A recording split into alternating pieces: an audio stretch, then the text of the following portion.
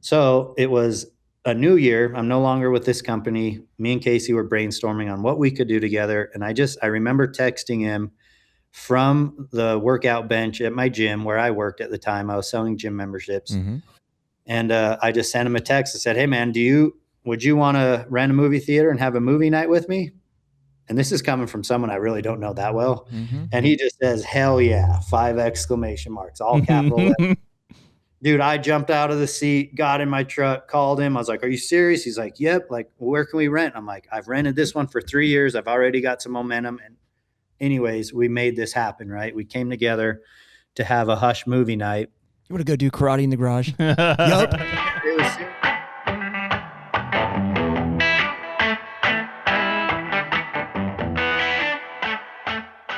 HUNTR Podcast is brought to you by Predator Camo. That's right, man. Predator Camo. We've been rocking that stuff for, a little over 10 years, a full decade now. It's kind of hard to believe, but we stepped away, a year or two, tried some different stuff over the years, but at the end of it, we always come back to Predator Camo. Yeah, and I mean, even in reflecting back on this season, like I started off the season in spring green, killed that elk. You killed all 3 of your bucks, I think, in the fall brown, which has kind of made its return back to the lineup.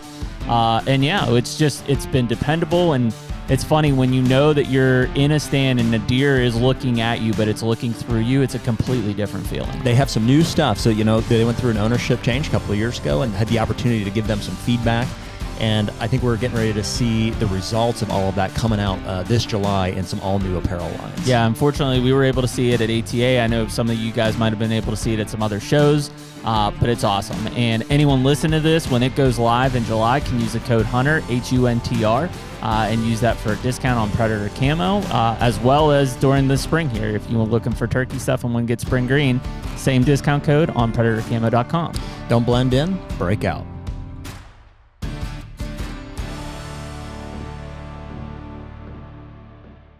And we're back. Ew. On our podcast, episode 326. There you go. I think we're in line. For sure. Yeah. Dude, crazy enough, I mean, it is still a little ways away. It's 2nd of July that we're filming this, but not too far from, doubles. I know. Does that stress you out? Sometimes one seems like a lot to coordinate.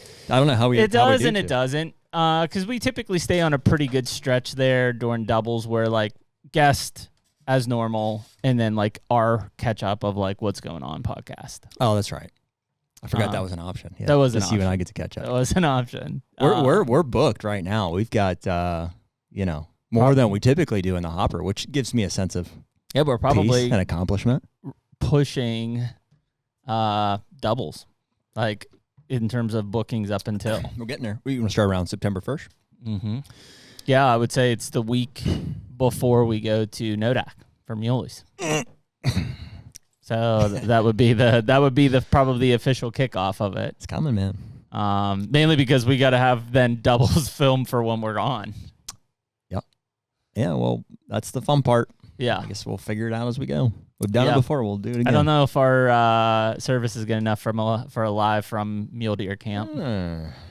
We'd have to go steal our Starlink in Illinois or something. There's an idea.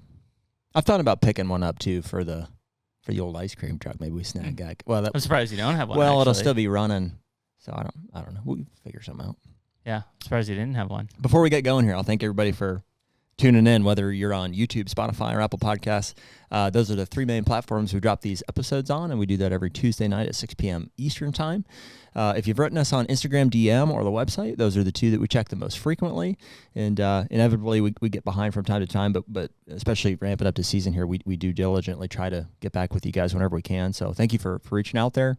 We have some HUNTR merch on the website. It's wearehunter.com. Mm-hmm. And I do actually have some stuff kind of in the works. There's some cool new designs coming for you guys there, as promised. And in the meantime, you can use code HUNTR, HUNTR, on any of our partners' websites in a discount to get a discount in some way, shape, or form.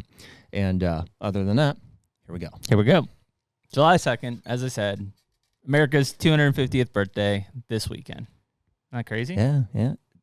That's not old at all. 250? That seems like nothing, doesn't it? I don't know, man. A lot of shit's happened in 250 years. That's what I mean. That's a little scary to think about. It only took us 250 years to get to where we are now. From that's a problem. Fighting the British to AI. Yeah. Yeah. For better or worse, I guess probably some of both. From smoke signals to AI. You got any plans for the 4th? No, I think we're hanging out here. We did Kentucky cabin last weekend. Probably do it next weekend. So yeah, I think we're just gonna hang out here this weekend. We're in a parade on Saturday you? with the ice cream truck. Very nice. Yeah, I was asked to drive. Drive the truck. Well, I don't trust Chuck behind the wheel, so he's gonna sit in the passenger What are you seat. gonna do? Throw out ice cream to people? Probably candy and stuff. But yeah, run some American flags up on the. You gotta watch, man. You throw out candy from an ice cream truck, and I'll be like, "What the hell?" Well, what am I supposed to throw? I don't know. Make a Page Dairy Mart Dilly Bar version or something. We're gonna sell at in a parking lot after. There you go. Yeah, we've got a small setup, but so that'd be fun. And then that's over like at noon or something, and we'll probably try to find something. Check this out. Firework action. I don't want to keep our guests waiting too long, but check this out. In the spirit of getting to know some of our neighbors, we moved to our house in 2020. Bought our house in October 2020. It was COVID, midst of COVID, so like nobody was going door to door dropping. We didn't meet anybody. We've met some of our immediate neighbors and stuff, but Margie was like, we should throw a block party and have the ice cream truck and stuff. I'm like, yeah, sure, I'm into that. So the idea started to grow a little bit, and she's like invested in it at this point. And so the block party. I was like, how many people are we? Like, what are you thinking here? She's like, well, I don't. It started from like couple small to like 50 invitations to like, and then we handed out all those 50 invitations, put them in people's mailbox, and I felt like we were leaving people out. Oh yeah, you don't want to do that. So we went back and printed out another 50. So we invited 100 households. There you go. To our little block party here. We got a pizza truck and a ice cream truck. We did a little moon bounce for the kids. Yeah. There you go. When's that? July 22nd. You guys are welcome to come to that if you want. What, 3 weeks? 3 weeks away? Yeah, 3 weeks away. It's right after or before. It's right after. Where am I going? Oh, Wisconsin. Wisconsin. It would be right after the potential Wisconsin trip. Which, yeah, is sneaking right up on us. So come out fast. Anyways, without further ado, we talked about North Dakota, and for us, that's a far western trip. That's about as far west as we go. For a true Westerner, they talk about like going east, to hunt, Nodak and stuff like that. So Eric Chesser is our guest today from Hush, or Hushin, I think is the full name of the brand there. And obviously, we've known of Eric and that brand there for a long time. Have never met him personally, and but there's some mutual friendships, connections there, especially through Hoyt and stuff like that. We've admired what those guys have done for a long time. For sure. Even before we ever started the podcast, I know we've seen Eric's like early days of shed hunting and like the development of the man cave and the garage and stuff like that. I think I did actually talk to Eric a few years ago about some like velvet or technology, whatever that kind of stuff was in the mixer. And so we've crossed paths, but I've wanted to get him on for a long time. And perfect timing leading into, because I mean, all of the Western guys usually kick off their peak season before us whitetail guys even like are ready to ramp up. Yeah, so they're almost done by the time that we start. I know. It's a flash in the pan. So I'm excited to have him on here. I saw recently he's shooting one of the duck camo Hoyt bows that they recently came out, which is pretty sweet. So, anyways, we're just gonna get to know Eric, and you guys kind of know the drill at this point. So let's get him on. Bring him in. Cool. Eric, appreciate you coming on this afternoon, man. Where are you located right now? Out in Salt Lake City, Utah. You are in Salt Lake City. Yep. So when we mentioned the Hoyt guys, it's like, yeah, they're right down the road. Yeah, you guys are right there, huh? Yeah, Hoyt's home base is like, I could be there in 10 minutes. Wow. Same with Easton, like Salt Lake is such a hub for the outdoor industry. I don't know if a lot of people realize like how many outdoor brands have been built here in Utah and how many brands just have their corporate offices here, but Hoyt's one of them. Easton Archery is right down the road, and it's nice, man. We get to see a lot of stuff in person and go shoot Easton Archery. They have a huge indoor and outdoor range out here in Salt Lake, so it's nice, man. It's a hub for outdoor for sure. What do you think has driven a lot of those brands to be there? Like obviously Hoyt and Easton, long-term companies that have been there, but I mean, even some of the newer brands that are popping up, is it incentives from the state of Utah or just the location in terms of being kind of in a Western hub there? I feel like it's culture. If I had to put like top answer, my first answer just goes to culture. And honestly, that's kind of driven by the LDS church. It's just a very like motivated people here, like entrepreneurs, like business-minded folks, people that want better in life, like all that culture that's here in Salt Lake. it just is like getting startups, new companies. Yeah. Like it must be the door-to-door salesman stuff or something, because everyone comes home from the mission and, they could either do really well at door-to-door sales or they're really good business people too. That's interesting. So I think it's a culture. Not to get like into religion right away, but like, are you a part of that? Are you from, what is your background as far as like Salt Lake goes and the culture that you're talking about there? Yeah, so I'm not LDS. My family moved here. And Eric, just to clarify, LDS is Mormon, correct? That's one and the same? Oh man, I'm not going to be the guy who's like talking about how they use their language, but I'm told, or at least I've heard, that they no longer are Mormons. Okay. They are now Latter-day Saints. Okay, all right. But it's stemming from a Mormon. It's not like LDS is a new thing. It's just maybe out of the, okay, gotcha. Yeah, they're switching over. I honestly can't speak. Yeah, no, that makes sense. What I'm seeing is like, we don't want to be that anymore. Right. We're going to be called Latter-day Saints. I'm not LDS. I moved to Utah when I was in 6th grade, and I just come from a boarding-in Christian type of background, and so I just consider myself Christian. Yeah, okay. Where are you from originally, Eric?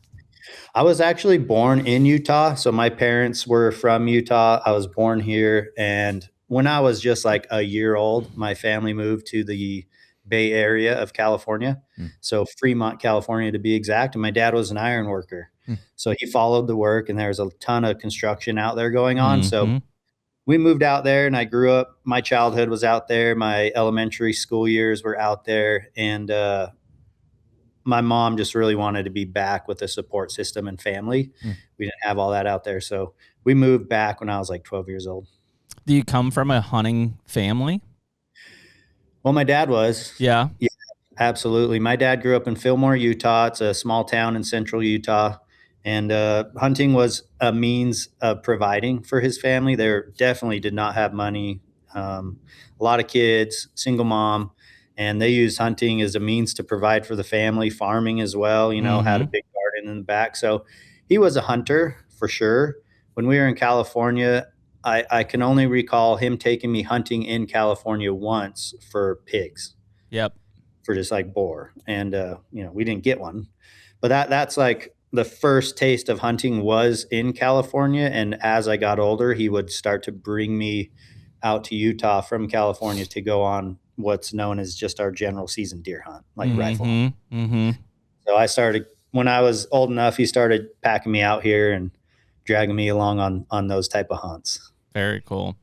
Yeah, I was curious just because, obviously saying that you were in California, like the opportunities do seem more limited there than they would obviously be in Utah.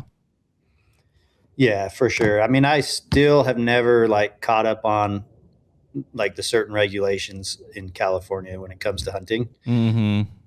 Dad would just come back and hunt his hometown mountain. And that's kind of where I started like going hunting for the first time. Yeah. And I assume even back then, from a resident regulations, they were probably a lot more loose than they are today even.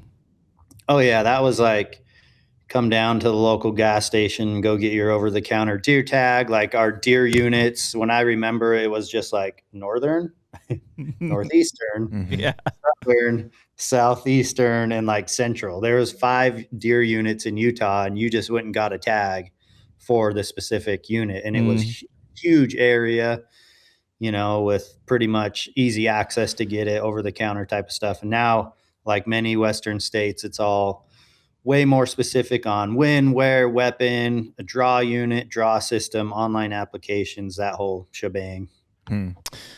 What is the I guess I'll tell you, like from our Easterner perspective, like, dude, Utah does seem like one of the elite, like Western states. We have never personally been. I've been stacking some points now for a couple different species and stuff, but like even amongst the Western states, it seems to have like, some of the best opportunities. Like, do you sense that being from Utah as well? Is that, do you do most of your hunting in Utah, or what's that look like?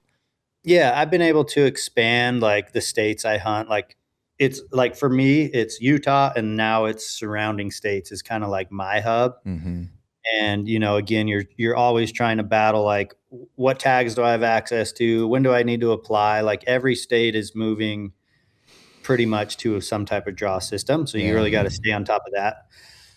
But I would say, yeah, I hunt Utah, Idaho, Colorado. Those are like I could most likely get something. And then states like New Mexico, whether I draw or get a landowner tag, is highly. Arizona is very limited. Nevada is probably even more limited to like access to any type of tag. So I don't hunt Arizona and New Mexico as much. But yeah, Utah is known. I would say Utah, like we have our limited entry units, we have our general season units, Yep. and we're known for big bull elk. You know, some of our limited entry units are pulling out some of the biggest and best bulls pretty much each year. I'd say we're kind of coming down now as the state has chosen to move to a lower age class of bulls, and that's kind of knocking down our trophy quality, so to speak. What do you mean? Yeah. What do you mean by that, Eric? They've chosen a lower age class of bulls? You know, the state seems to put out these questionnaires, or at least when they do their, you know, how tag allocations, how many they're going to take, et cetera. They always seem to speak about the survey when they do surveys of like, would you rather wait 20 years to hunt a giant, or would you rather just get opportunity? They're always saying that the bulk of the hunting community is just like, hey, we just want to go hunting. So through that, they've increased tags. They've added, you know, new seasons, later hunts, and that has dropped their desired age class of elk to, if I understand correctly, at least on most units, to like a 6-year-old bull. And those of us who really, you know, are out in the field picking up sheds year after year, sending in tooth data, we're seeing that like they don't always, you know, reach their full potential at 6. We're seeing some bulls reach double digits, like 10, 11, 12, still getting even bigger. Yeah. So it's just getting more difficult to find a bull that's making it through all these different seasons, because it used to be like you made it through archery, muzzleloader, and rifle, you're clear. But now it's like you got to make it through archery, early rifle, mid rifle, muzzleloader, late rifle, late archery. So just don't, I mean, there's just so much more hunts and seasons on top of it, and it's just knocking down the age class. We see it nationwide, man. I mean, we deal with it in with whitetails, you know, and it's like there's obviously, I would say, a lot more whitetail hunters than there are elk hunters, but there's also a lot fewer elk probably than there are whitetail, and there are nomadic species and stuff. So like it's a volatile resource, you know. It's like you kill them, it's like they're not there, and it takes, like you said, 10 years to grow a monster bull. Does it seem like they still have some of those opportunities, like by reserving some of the higher, you know, whatever, more limited entry type draws, and they open up the more general stuff? Is it technology related too? I mean, that's what we see in the eastern stuff. It's like, how could you not kill one? We have all these cell cameras, we have like Onyx, we have all these unlimited technology. Is it kind of all the above that you're seeing too? Yeah, they're trying to just add more opportunity, and through that, you know, in our state at least, I would say that the hunting map of units is just like smaller and smaller and micromanaged and more micromanaged. And that's good and bad, right? Like that's we'll say this is a trophy hunting elk unit. Like, oh, not a lot of people are really utilizing this area. You know, there's some elk that come and go, but like it's not really hunted. Well, for that reason, why don't we just throw that into open bull, or, you know, add a spike hunt in it or something like that. So they are providing more and more opportunity through opening new areas to kind of your easier over-the-counter tag hunts. Or in addition to that, we're adding like spike hunts on those trophy units. You know, so it's just a lot. There's a lot going on. People who are waiting 20 years, 25 years are drawing like a archery elk hunt, but now they're competing with archery spike and cow hunters, you know? So the experience is not the same of what it used to be. One, the quality's down. Two, there's just 10x the amount of people that you're also competing with. That, in my opinion, is kind of taking away from your experience of waiting these 20, 30 years to get this tag. A lot of people complain about that. Like, how did I wait 25 years to get a muzzleloader elk tag, but I'm also competing with muzzleloader deer hunters, you know? Right. Yeah. So it's just a ever changing, you know, you can't keep everyone happy type of thing. Is Utah seemingly focused on opportunity for residents, or is it also expanding non-resident opportunity? I would say on that topic, the first thing that comes to mind when you say the non-resident stuff is the price increase. Yep. Holy smokes. Just like other states, like what it used to cost for someone to come hunt non-resident elk, now the cost is up. I can't say I've seen data that says there's less of. Like I've seen other states kind of do this, like residents, non-residents, like more residents get the opportunities. Yeah. In Utah, I can't say I've seen that. I'm not saying it has or has happened, but what I can say is the price.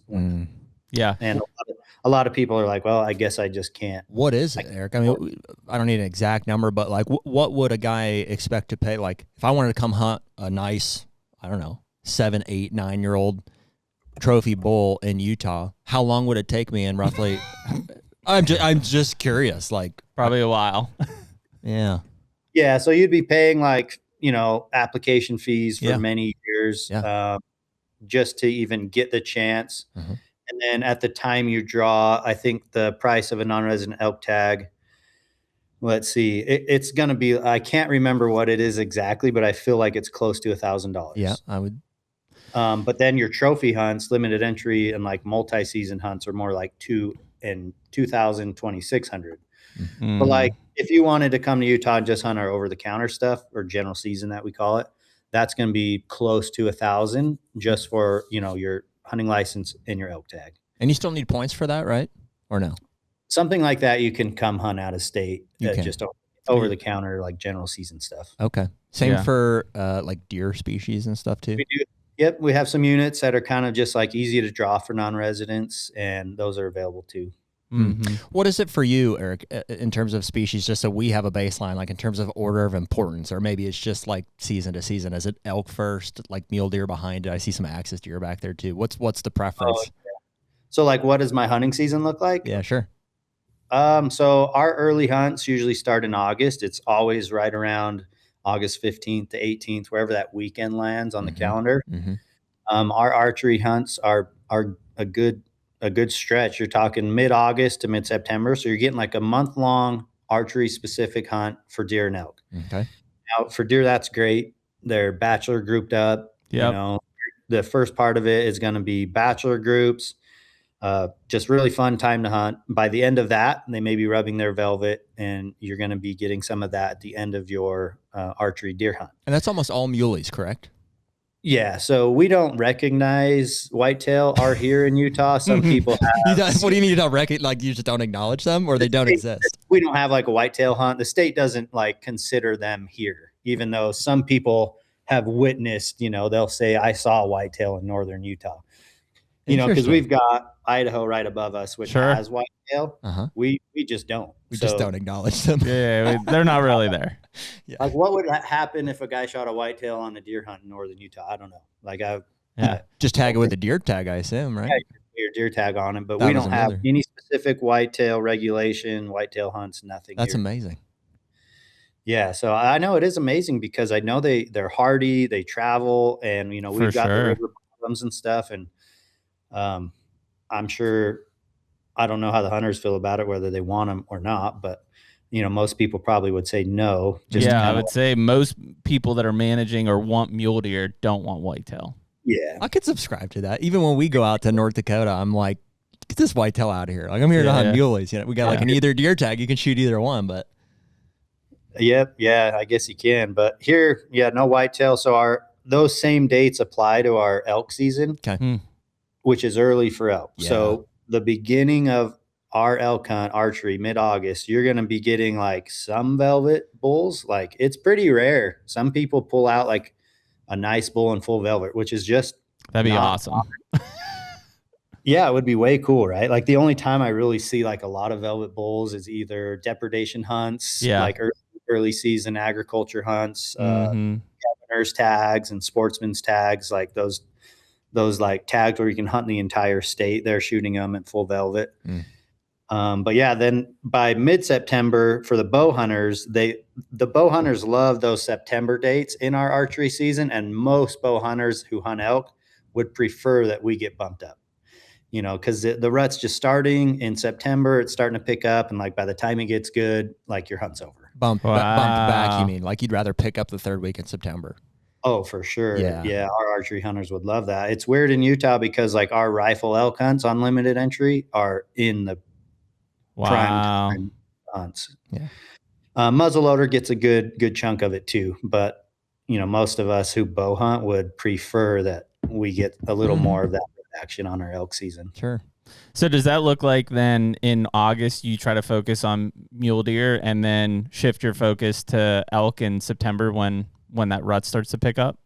Yeah, I would say for people like me who might get a deer and an elk tag with those same dates, we're definitely going to put that first couple weeks into mule deer. And if not, like we're going to like bank on September rut action happening for elk. Yep.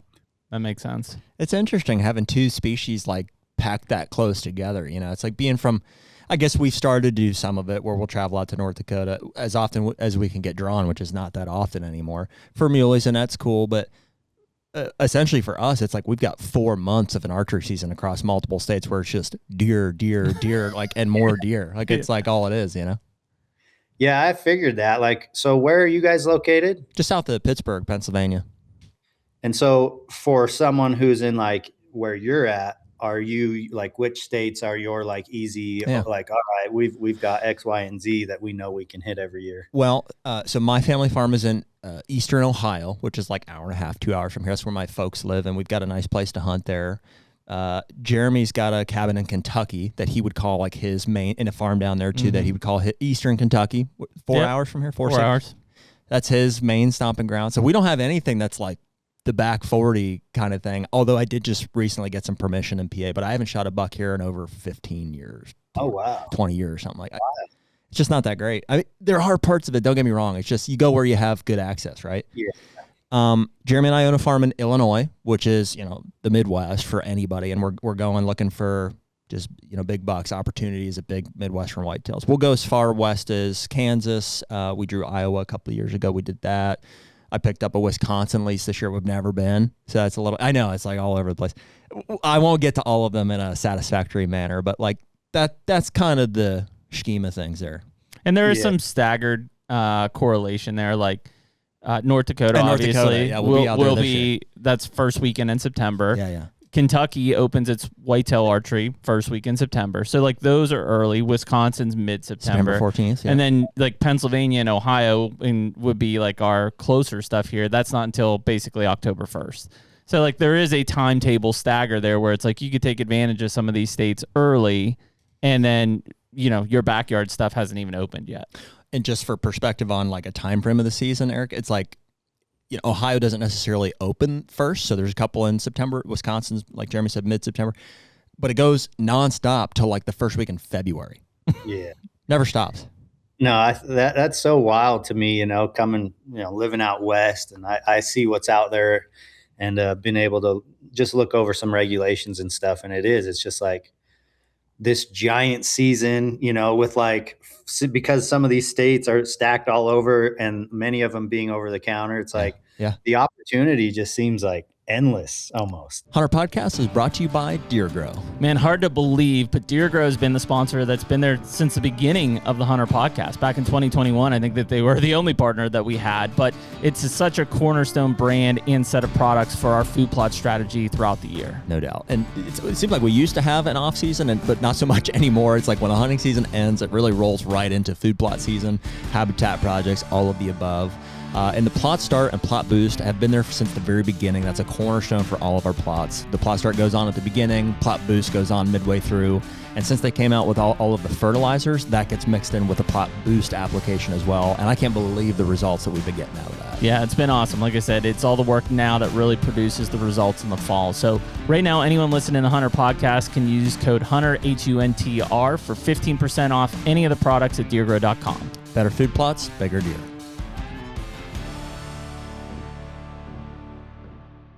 Have you done any whitetail hunting? Have you come out east for anything? Yeah, I've been lucky enough to come out and do a few hunts. Like, they're huntcations, in my opinion. Obviously, like, not being from there, I'm not doing the work. I see like you guys are out doing habitat improvements and setting everything up. I'm just showing up. And honestly, so far, like, that's all I've desired to do with whitetail. Yeah. I'm just like, I grind out here. I'm sleeping in the dirt. Like, I just want to show up, like maybe take a tree saddle or maybe one set up already. And I just want to like put me in a good spot. I don't really want to do the home because I just like, I would want like what you guys have, probably like home base. And if I had like my spot or maybe I learned a public place, like I'd probably have that desire to go do the homework and like really figure it out. But so far I've just been lucky enough to like get access on a lease, like draw out a tag, or maybe even have some of our partners take me on something that they already have going. Yeah. So I think I've shot bucks in Kentucky. I did that early hunt. Yep. Is that Western Kentucky on like the big outfit deal that Sturgis and a bunch of them guys do, or was it a different one?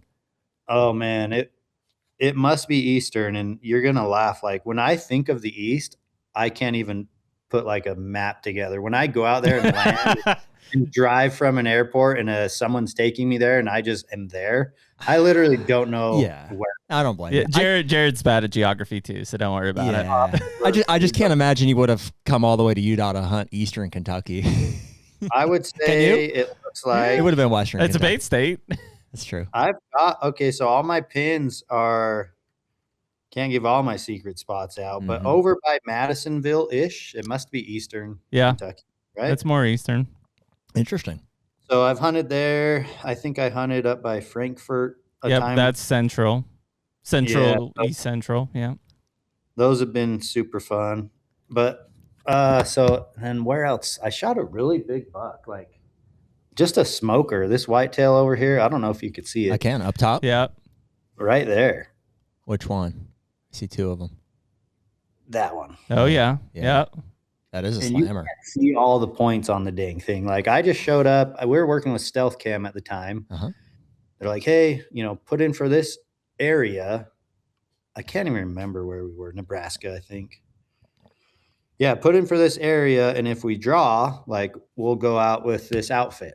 I'm like, sweet. So we put in, they told like literally tell you what to do, what unit. We drew it. We show up at this outfit and they had the trail cams. They seemed pretty dialed. They had the setups and they're like, Eric, all right, you're going to this tree stand. I'm like, all right, like I'm left-handed. Is it set up for two people? He's like, no, shoot, dang it. I'm like, yeah, we got to film this stealth cam, blah, blah, blah, YouTube. He's like, all right, well, if that's it, I'll just put you in this ground blind. This nice buck's been coming in at dark. He's never showed up in the daylight, but like he's there.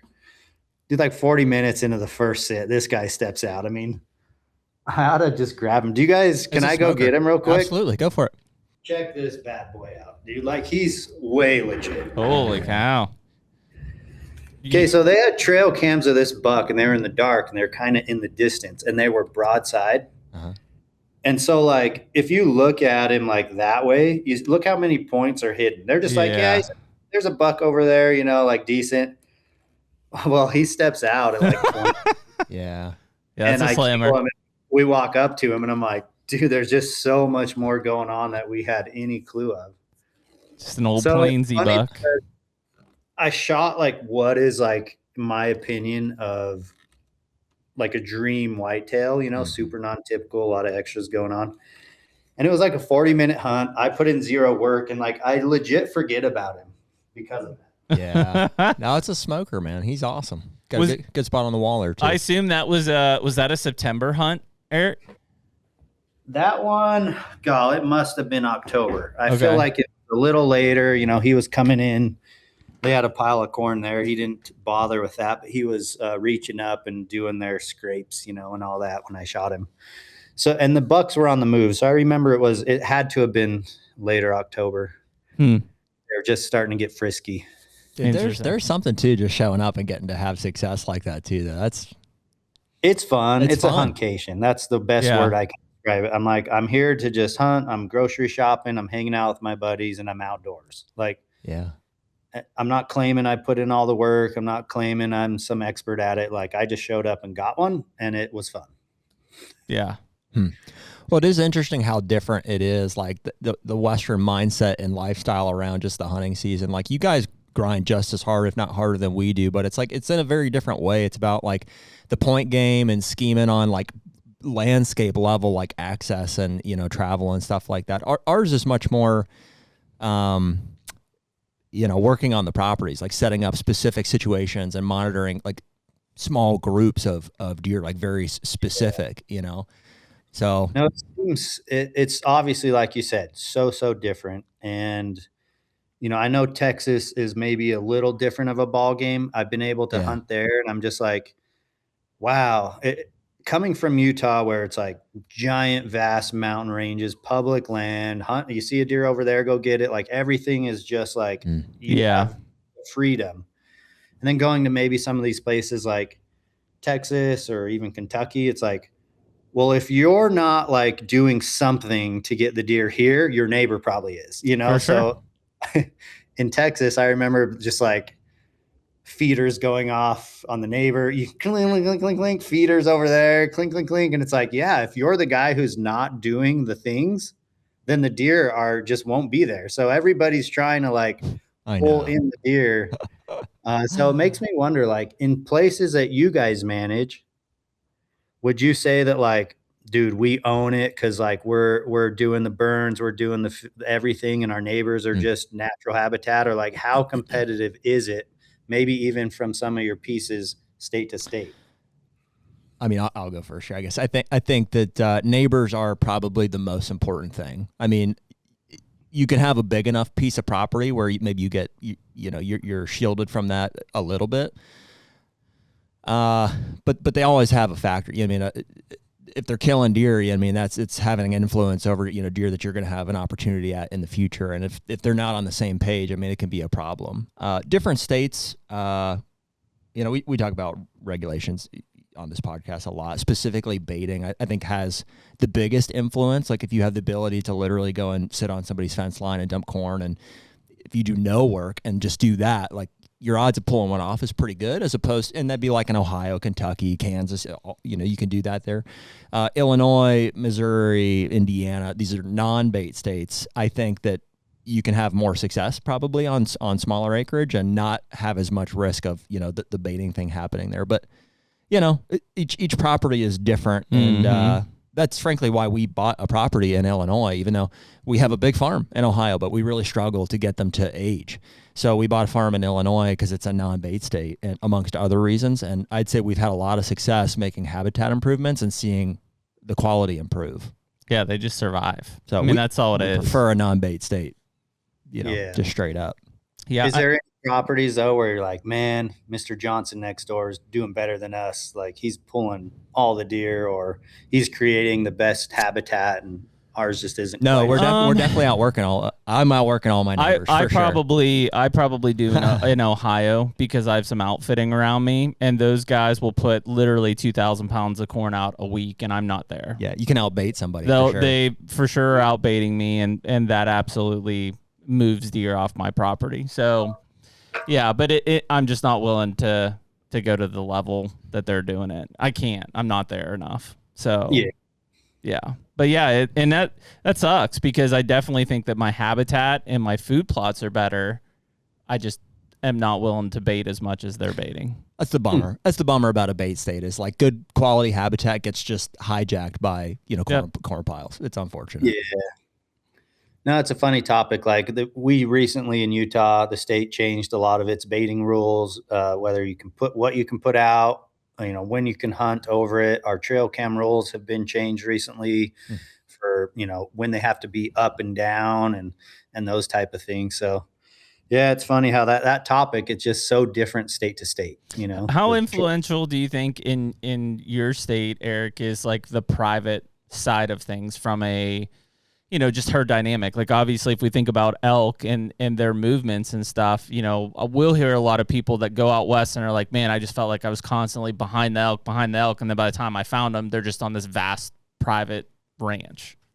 Yeah. So a couple things that we have is in Utah, if your acreage is large enough, or you can create acreages large enough based on connecting properties, someone can build, or one property or many properties can come together to build what's called a CWMU. So a cooperative wildlife management unit. Yeah, management unit.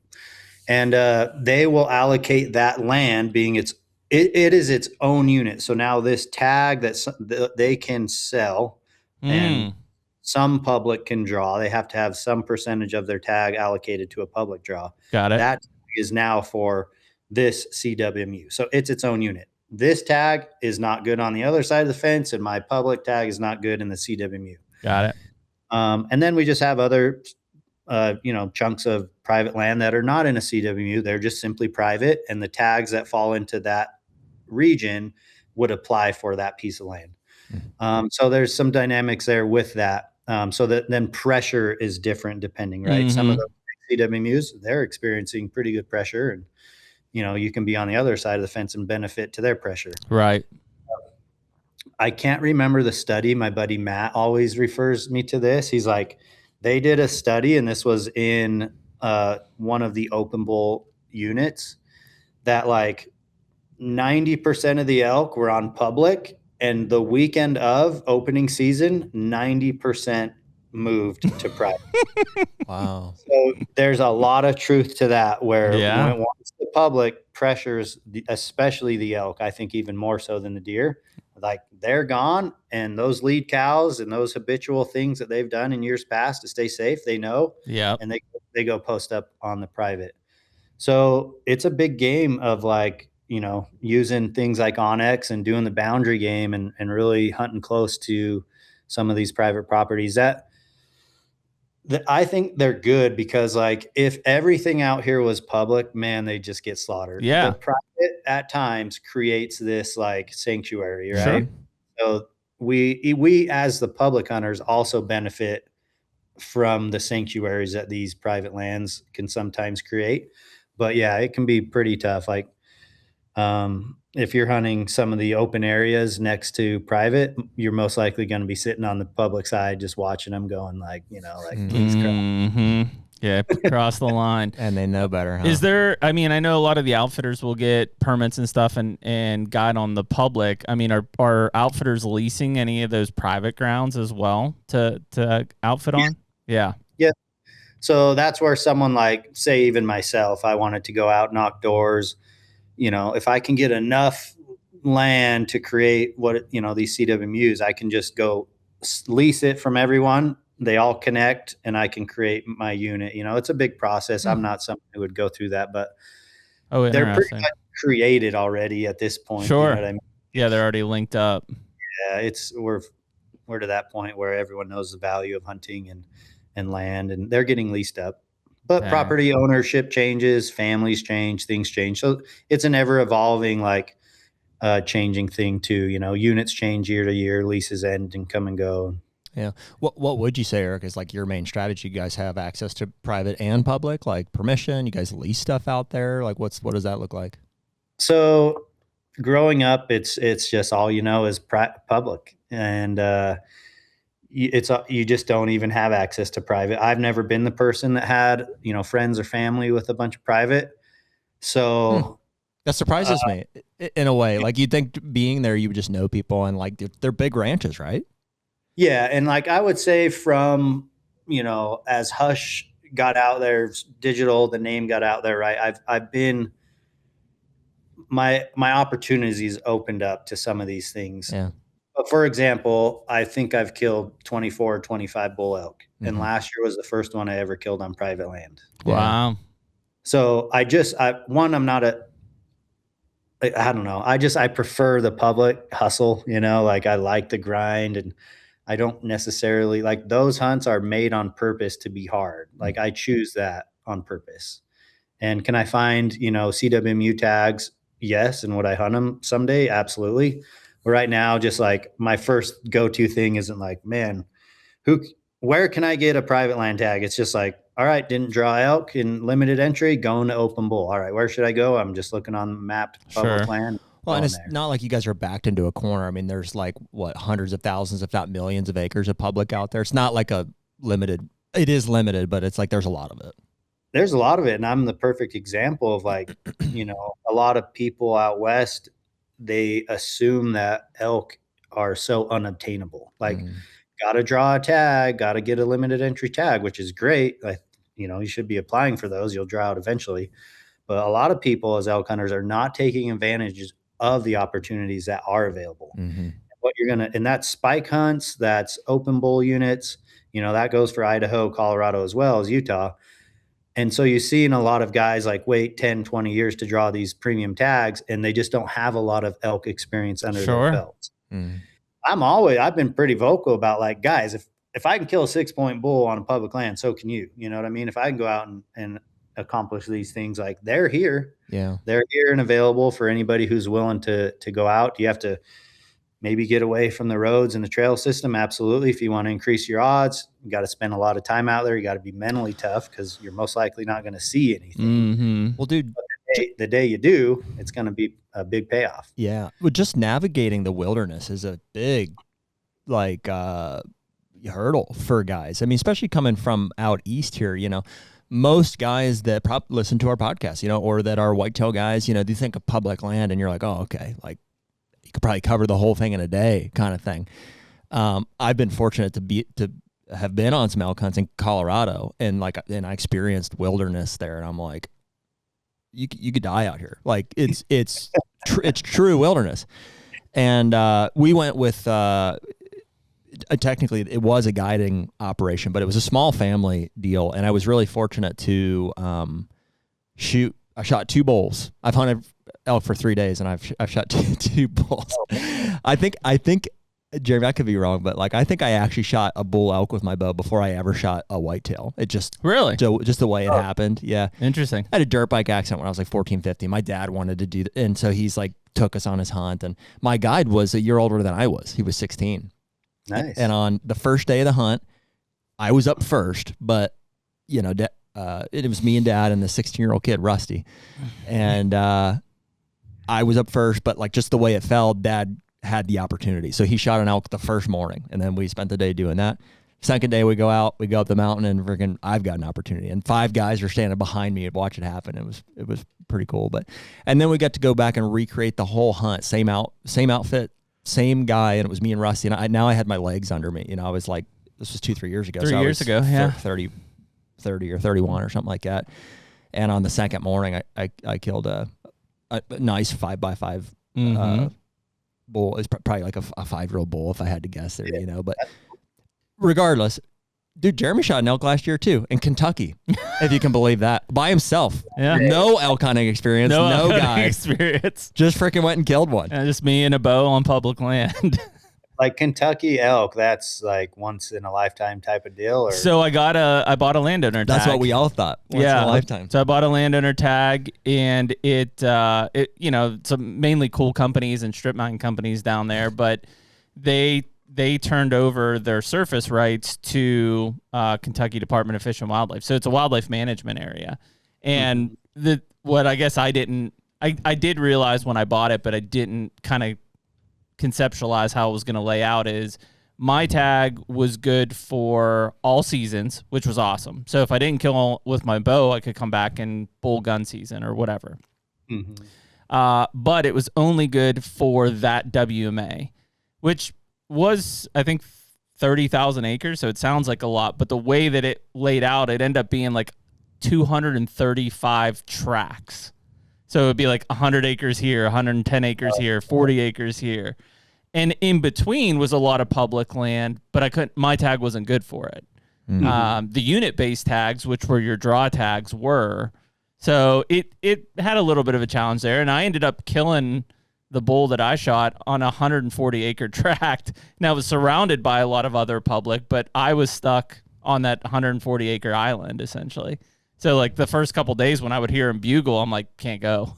Can't go after him. What was the date on it that you killed? September 23rd, I think. Yeah, and so they were going. Yours came in after a cow or something, right? Yeah, and he wasn't bugling, so I don't know if he was a satellite bull or what, but yeah, he had come in. I think I stumbled my ass in between him and a cow, and she was calling, I was calling, and then I looked up a hill, and here he came. Nice bull, too. Like, what do you think? Probably 3, 4, 5-year-old bull? I don't know. I set the teeth off. Not a spike, you know? Yeah, no. No, 6x5. Yeah, nice bull. Yeah. I would imagine there's probably not many tags that are for sale for that type of stuff. No, there were 6 tags available for that whole property. And then if you drew, you could have hunted it as well. And to your point about like, hey, I'm waiting for a lifetime tag, like There were guys four-wheeling, there were guys deer hunting, there were guys squirrel hunting, like, all at the same time. And not for probably anywhere near the amount of money you're thinking either, Eric. Like it was. No, it was I mean, like, when you I told don't me, want to like, is there this hidden secret? But I'm so curious. Like, what does it cost to hunt elk there? all in, I was $5,000 in. Mm-hmm. You know? like $5,000 is low out here. Yeah. If you can go hunt elk for $5,000, that's it's just, I shot my shot. That was my goal. I was like, I put in every year because I hunt. Like I said, my wife's from Kentucky. I've got property there. I put in every year, but as a non-resident, I mean, odds of me drawing in my lifetime probably like 5%, right? Like it's not going to happen. So I was like, if I want to hunt Kentucky elk, I've got to buy one. I've got to get creative. I'm not going to pay whatever it is, $1 million for the governor tag and hunt the best area. Like that would be cool as shit. I don't have that money. So it's like, what are the other options out there? And this was one I found, and it was not, like I said, it wasn't a great area because it's open public. But there were elk there. So I was like, man, just put me in the game, and that's all I can ask for. Yep. What's almost even more impressive than you killing it is the fact that he packed it out by himself in like a matter of a couple hours. I did. Oh, it was like 4 hours later, and he's like at the cabin drinking, like having a whiskey. All I can remember is like how freaking hot and humid it was, and the amount. Like when I walked up on that thing, because I put a single lung shot on it, so it was a longer track job. But I found them before dark, which was good. But the amount of like flies that were like immediately on that thing, I was like, holy shit! Like this thing just died, and it's like I've never seen this many flies. What was your technique to getting it out? So I quartered. Oh, I guess I pulled the back straps out, and I had a strategy. I tried to do the strategy. Yeah, I pulled back straps and tenderloins out, and I packed them out first with my bow and my normal backpack, and I had like an Eberly stock or whatever carrier pack out. But before I packed those out, I caped out the head, got that out of the way. You say caped out the head, like you put a ring around it? Yeah, I went the whole way up to the head and cut it off. So you caped it here for a shoulder.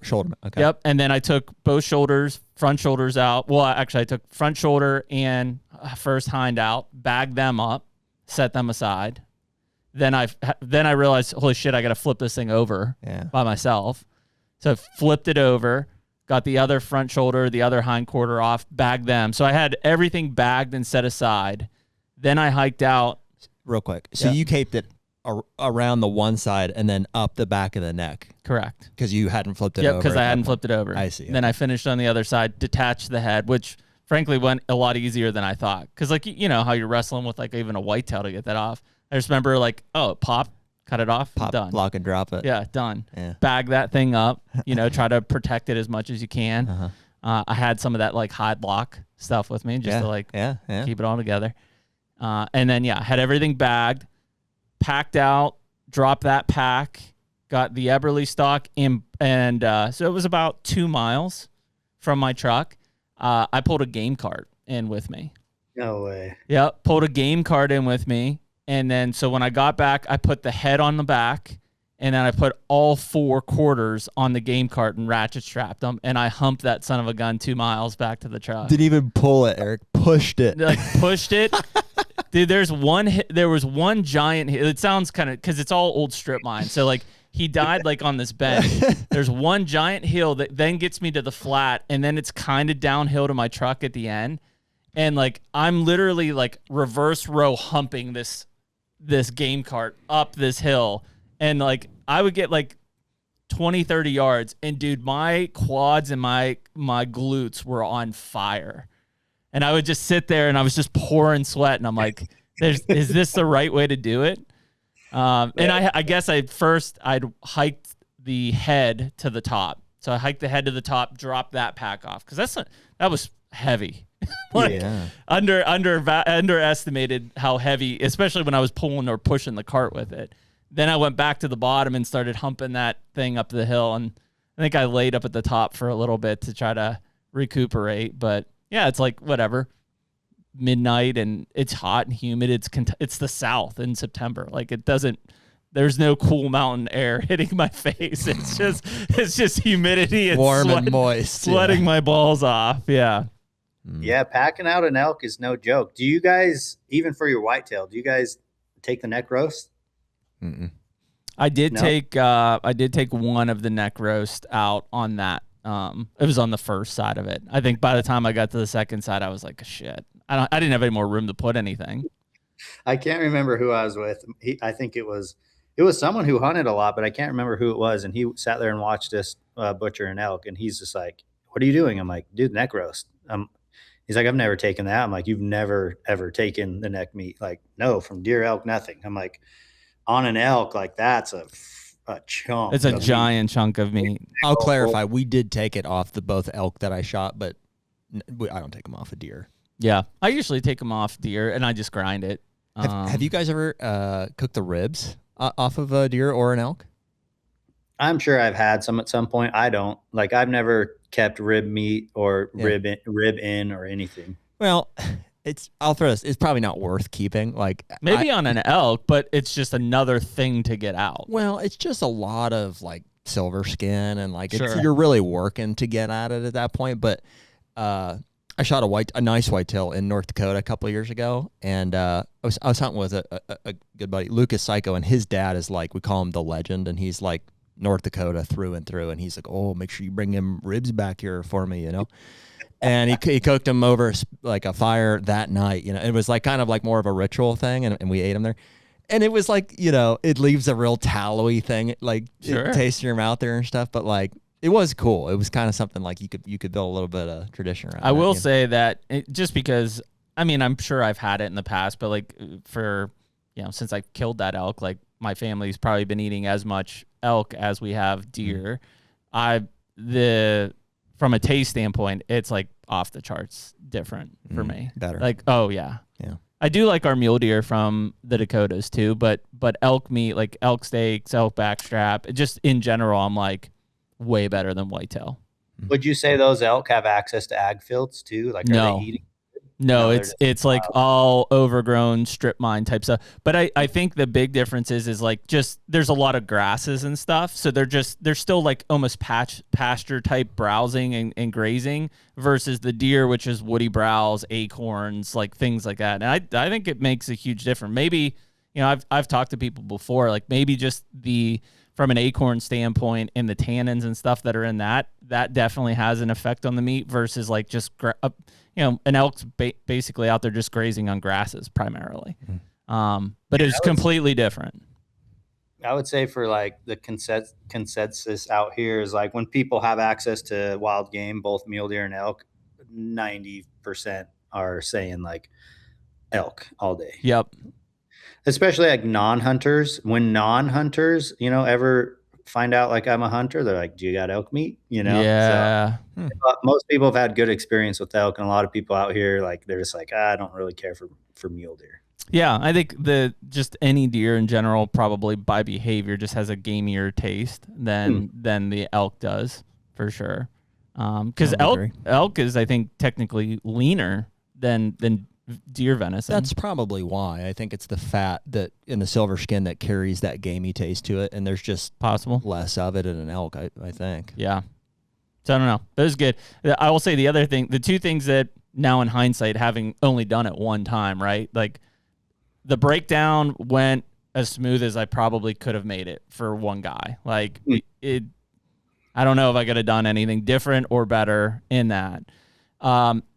Getting that back, and again, this is the difference probably between like mountain air and like the South in September is like I didn't know what to do with it because there still was so much heat in like the quarters, the hindquarters especially. Like my first instinct when I got home was to like put it in a cooler, and I remember doing it for like 10 minutes, and I opened the cooler and it was like a sauna. Because there was so much heat still like in the meat quarters. So I ended up leaving that open, and I packed like just because I was around a town, I packed ice like vertically in between. So it still could air out, but it wasn't just like airing out in 75-degree humid air. You know what I mean? So that was a big lesson of like, I was probably dealing with different conditions than a lot of people. Maybe your August season is like that. It's like, boy, what do you do to try to like air? It was just, I mean, you're thinking about an elk hind quarter is huge, right? Especially off of a big bull. I was like, there was just so much heat packed into that. I just didn't expect that. Yeah, no, that's a big thing out here. Like, just caring for the meat in those early seasons. Like, what are you going to do? Are you prepared to care for it? And Yeah. the high mountains obviously are nice. You'll still get some nice cool temperatures at night up high, but so you're taking advantage of like a big pine tree or a north slope or a creek bottom where it could get chilled. But yeah, you're right, man. Those big hiking quarters, they average, I think our elk, at least the ones I've always dealt with, like 55 to 65 skinned. And, some of the bigger bulls, being 70 pounds for just a hind. Yeah, dude. It was crazy. It seems like you can, I don't have any like science or tests to back this up, but it seems like you can get away with like just game meat is okay hanging as long as like I think as a rule of thumb, you just, get it away from the guts, obviously separate quarters from one another. It's that close contact that creates the heat. But if you get them apart, I mean, as long as it's like not 90 degrees, you get in the shade, like even if it's like the same temperature it is outside, like it's okay for, I don't know what the time frame is, like a couple days. Yeah. I don't know. It all depends on how chilled they get and if it builds like a nice crust on the outside. Exactly. You want moisture off of it, like raining and wet, dark, moisture and heat is the worst for game meat. Yeah, like just bacteria all over. Yeah. What do you guys do for yours, Eric? Do you are you bringing like cattle or rather cattle? Are you bringing horses or like anything like that to pack stuff out on your hunts, or do you guys pack them all out? I would say I have used horses. Those have always typically been on these late season hunts where I'm just like so far in there. The nice thing about that is I can hang the meat for forever. It's winter, it's snow on the ground, and even a north slope in November, December in our high mountains, that meat would stay fine for, like you said, weeks. So I've hired horses for pack outs. It's nice just to like give you the peace of mind that you can kill a bull almost anywhere, knowing that you have this resource in your back pocket. The typical thing is like you get it down and you take care of it. Game bags, air it out, first thing in the shade, get it taken care of, and then you're just back and forth to camp. In those early seasons, I'll pack a Yeti 210 with ice. So a Yeti 210 in a pickup truck that's like, it's not your cooler. It's literally just in case you kill something. So luckily there always seems to be, if you're prepared out there, with a good cooler, you'll be fine. Or if you're even just somewhat close to town, you can always buzz that thing down and get ice. Dude, I was so impressed with the outfit that family I told you about. Like, the hunting doesn't stop, like especially when you have like whatever we had 5 or 6 guys in camp. It's like, and there's only 2 or 3 guides, so it's like there's like 1 or 2 guys per guide. But the meat has to get from camp, which is 5 at least miles, off the trailhead. So like they would hunt all day, and then like ride overnight, like in the pitch dark with all like so that it would be their horse and then 2 more horses. To take all the meat out? Yeah, one would take like both front quarters and the and the head. The other one would take both back quarters and the back straps and the tenderloins and stuff like that. And they would train it out, not like easy country either. I mean, it's like, frankly, a lot of it, even when we were hunting, it was like super up and down. It's like, and you can't see anything. And I remember you saying that you were like trusting your horse. You can see the sparks coming off their shoes. That's all you can see. It's like pitch black. And I was so impressed that they would make those long rides. And then, I mean, they're just cowboys. And then they'd come back out and they're like ready to hunt the next day. Oh yeah. It's really cool to see the guys that are really good with either mules or horses. Yeah. The way they tie them up, everything, the guys that are good, when they're dialed, it is light work to get an elk out. I mean, and they are just like, it's just another Tuesday. It's just another day at the office. Like you said, like, rough terrain, rough conditions. It could be dark, could be cold. The guys that are good at it, man, they just make it look like it's nothing to them. And they're just like, yeah, just another day. Yeah. The knot tying is impressive. Like they got the right loops and they cinch it. And tight on. Pretty cool. Yeah. It's a cool thing. I mean, I don't know. I guess I did most of my processing on whitetails. So like I felt pretty confident, like being able to, even though this animal's, 3 times the size of a buck, right? I'm sitting there and I'm like, I'm pretty confident. I know what pieces. I know. I will say the anatomy. Here was the one thing that I was not prepared for is obviously we've caped out, I don't know, 20 plus whitetails. Like we cape out all of our deer. When I started caping into the neck of that, how thick the damn hide was. Like, dude, I was like, I don't know, even with like, I don't know, I had Havalon-esque type knives. Like, I was like, I don't know if I can do this. Like, it's so thick. I mean, it was just unbelievable. In fact, I think I switched to the one that Dudley gave us. Mm-hmm. And I was Montana. like, yeah. And I was like, this is the only thing that's getting through this hide right now. I was not prepared for that at all. A big, old, mature bull in the rut, like the protection that they have in their neck for fighting, like the amount of pictures that you see where a bull has a tine in his neck and it's like the bull's not even phased. I mean, it just goes to show like how thick and durable it is. I've hit elk in the neck with a bow and it's just like, that ain't doing anything. You know what I mean? So it's thick, man, especially on the top, it was nuts down here, but the top where you're usually I was going up. I was like, what is going on here? A lot of like, deer, especially early season, you need to zip right through it.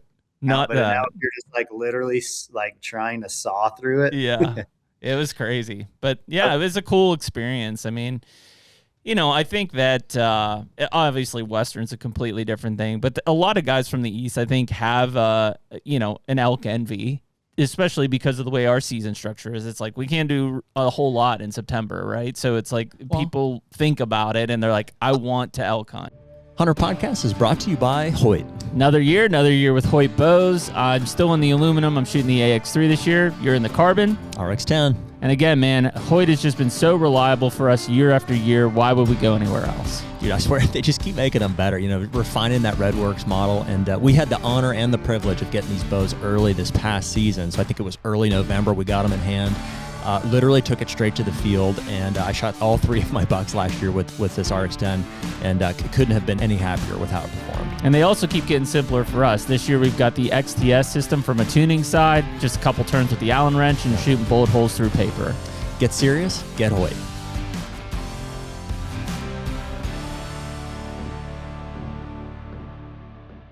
I would be curious to get Eric's take on that. Not to put it down at all. Like, it is super cool, and it's like, having done it, you should reflect and say, oh, what do I like? You only got so many seasons. What am I going to continue to pursue? And some people seem to really get that elk bug, and they move to Montana and Utah, and they do it for however long, and they build a lifestyle around it. And just being honest, I was like, I didn't prefer it to either of the deer species. I was like, because it is a very different thing. All 3 of them, if in my mind, it's like you got whitetails, you got muleys, and you got elk, and they're all a different style. It's just, for me, it's something about the deer, and I don't know. I don't know what it is. It's just probably because I have more history, and like, there's, I don't know. I was like, I prefer deer. So given the choice, whitetail's always going to be there, but between elk and muleys, for me, it's muleys. Really? And I'm curious, for you personally, and then just other people that are, in that point of reflection. Yeah. Out here, you've got guys that are hardcore mule deer guys and guys that are hardcore elk. So I just love hunting elk. I love the different types of terrain, and this can all be said for mule deer too, but I love where elk live. Yeah. I love where they winter. The big bulls seem to just be in these like rugged terrains that like, they pull me into the desert. They pull me into the high country in the summer. So like, I like elk. I love their antler configuration. Like, that's a lot to do with why I think I like elk, and just how vocal they are. Like, when you pick up a nice 6-point elk antler, it's like, yeah, I got something. Like if I pick up a deer antler, I'm just like, you got a pile of them there on the table. It's like, okay. I know. So for different reasons, like, I'm attracted to elk. They're very vocal. They're so powerful. They're loud. Do you enjoy that vocal component of it? I assume you do a lot of your own calling and stuff. Is that a big part of it? So the hunts that I'm typically on out here are the high pressured general hunts. And so the elk being pressured are less vocal. So my tactics have kind of shifted from like more ninja, less vocal. Obviously, if you go hunt like a limited entry unit, calling's going to be Right. super, super helpful. I just haven't been on a lot of those hunts, and I wouldn't say and because of that, like I'm not even good at calling anymore. I don't think so. I'm always like, what do they want? How do you know what they want? How do you, some people that do it a lot, they can really like tune in on the language. I think I've lost that. I think over the years, I've just kind of lost the ability to be in tune with calling and be good at it on frequency and pitch and everything. So I've kind of just been ninja, like just silent and getting around and kind of doing it that way. But I do love that they're vocal. Like when they're ripping and bugling and the canyon's going and the fall leaves are changing, like in my mind, like that's like the definition of like hunting big game. Mule deer, I love them. Grew up hunting mule deer. It's probably like I grew up hunting mule deer because it seemed like they were just accessible. Yeah. Just go get a tag. And so mule deer I think elk to me as a young kid felt unobtainable, like harder to draw, harder to get. So I think my desire of like killing deer, shoot them with a bow, gun, like I've been able to do it all. Then it was like once I got the elk bug and kind of learned the other states that I can go to and the different seasons I get to hunt them in, all the way from like August through some of our late hunts are in December. Like it's just fun to hunt them throughout the different times and in different terrain, everything from like high country to like sagebrush and sand. So I prefer elk, but man, some of the muley guys are super fanatical about that. I just lean towards elk myself. There definitely is a component, Eric, of like, I don't know if this is the right way to verbalize this, but like deer seem like you should be able to like hunt them. Like you said, they're more accessible and attainable. Like, you get a big one on the ground, it's definitely special. I mean, especially if if it's super unique, super old, high scoring or whatever it is. But like, there's something about elk that, I mean, I can say it even just sitting here, but also when you're sitting over one, you're like, I don't know, is this legal? Like, I should be able to kill one of these. Like, this is like a real beast. Yeah, there is a component of like that. Their bodies are big, and so that's for me. And the whitetail hunting, and just what I see, that like again, like what you said about elk. Like I see what you guys do for whitetail. I'm like, yeah, I'm not into that. Like, you know what I mean? I don't want to spend my time like driving tractors, mowing the grass, planting the seed, that none of that is attractive to me in the mindset of hunting. Yeah.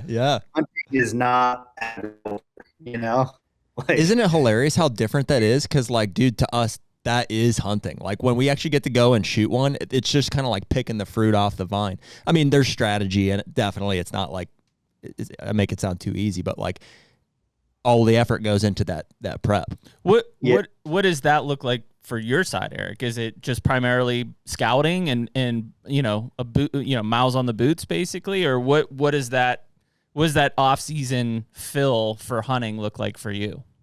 Yeah, I would say like what you guys know as of like, improving land and drawing them in and funnels and pinch points. For us, like that is our scouting season. That is running ridges, miles and miles on the boots to find a target animal that you may want in the season, and then watching him time and time again, and possibly setting out trail cameras to see if that could help with his patterns and his times. And so I think like our stuff is visually watching them. Yeah. Like, I'm going to get my scope out from a mile away. I'm going to watch them. I'm going to film them. I'm going to take that film home, study it, like get excited that I've seen him cross this saddle 5 days in a row right before season. I'm going to anticipate going there and hunting that specific buck. And there's some guys that are like, they're really good at like targeting certain animals. I've kind of fallen off of that to where I travel and hunt so much. I'm just like showing up. All right, this hunt starts today. Yeah. Let's go see what we can find. I haven't had the time like I used to, because it would be like, you get one deer tag in Utah. So with that, you're going to scout trail cameras and put all your time into it. Because I travel and so much, I've kind of lost the desire to really scout out like my hunts. But yeah, I would say the equivalent is time behind the glass, running ridges, getting away from people, like looking for little hidey holes, and patterning a certain deer or elk. Yeah. What about from a shed side? Like, like this spring and early summer, like if you find a giant 6-point shed or something like that, is that one where you're like, I'm going to spend time in there later this summer to see if I see that bull? Yeah, I would say that's like a whole topic that is going to be completely different from out west to like what you guys know. Yeah. And this is me guessing and kind of making assumptions, cheater buck has shed in this area 2 years in a row. We see him on trail camera. We're learning that he shows up every October, then he sheds over in the cornfield every year. So you're like, I'll hunt him next year. Typically, like at least for me, like I'm shed hunting the premium units that are in Utah and Arizona that provide the best quality of elk. The quality's up, the quantity's up.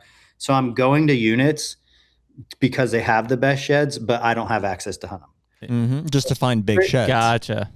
To find the big shed. So it's pretty rare, and it has happened out here. I could think of a few instances of friends that have been lucky enough to pick up a shed off an animal and kill the animal. Yeah.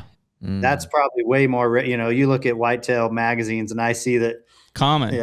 Dave's got 6 years of his antlers next to his like picket fence. Yeah. Oh, that's cool. Isn't that interesting? I wonder why that is. Like so being on the whitetail end of that, don't get me wrong, I like a big shed as much as the next guy, but I almost don't care to pick one up off of one that I won't have the opportunity to hunt. Really? So yeah, your mind is like, if we can get you guys are really big into history. Yeah, right? I think it's a relationship to that animal, a history, like you said, to that animal, building like to a culmination of the story. Yeah. I mean, it's so common when I watch whitetail hunts, like there's, this buck and he looks a little young, so I'm going to pass him up in hopes that he makes it. Yeah. That's not really going to fly out here because we're hunting public. And like, if you pass up a nice one, guess what? He's going to go over the next ridge and get shot. Really? Are you not passing younger age bulls?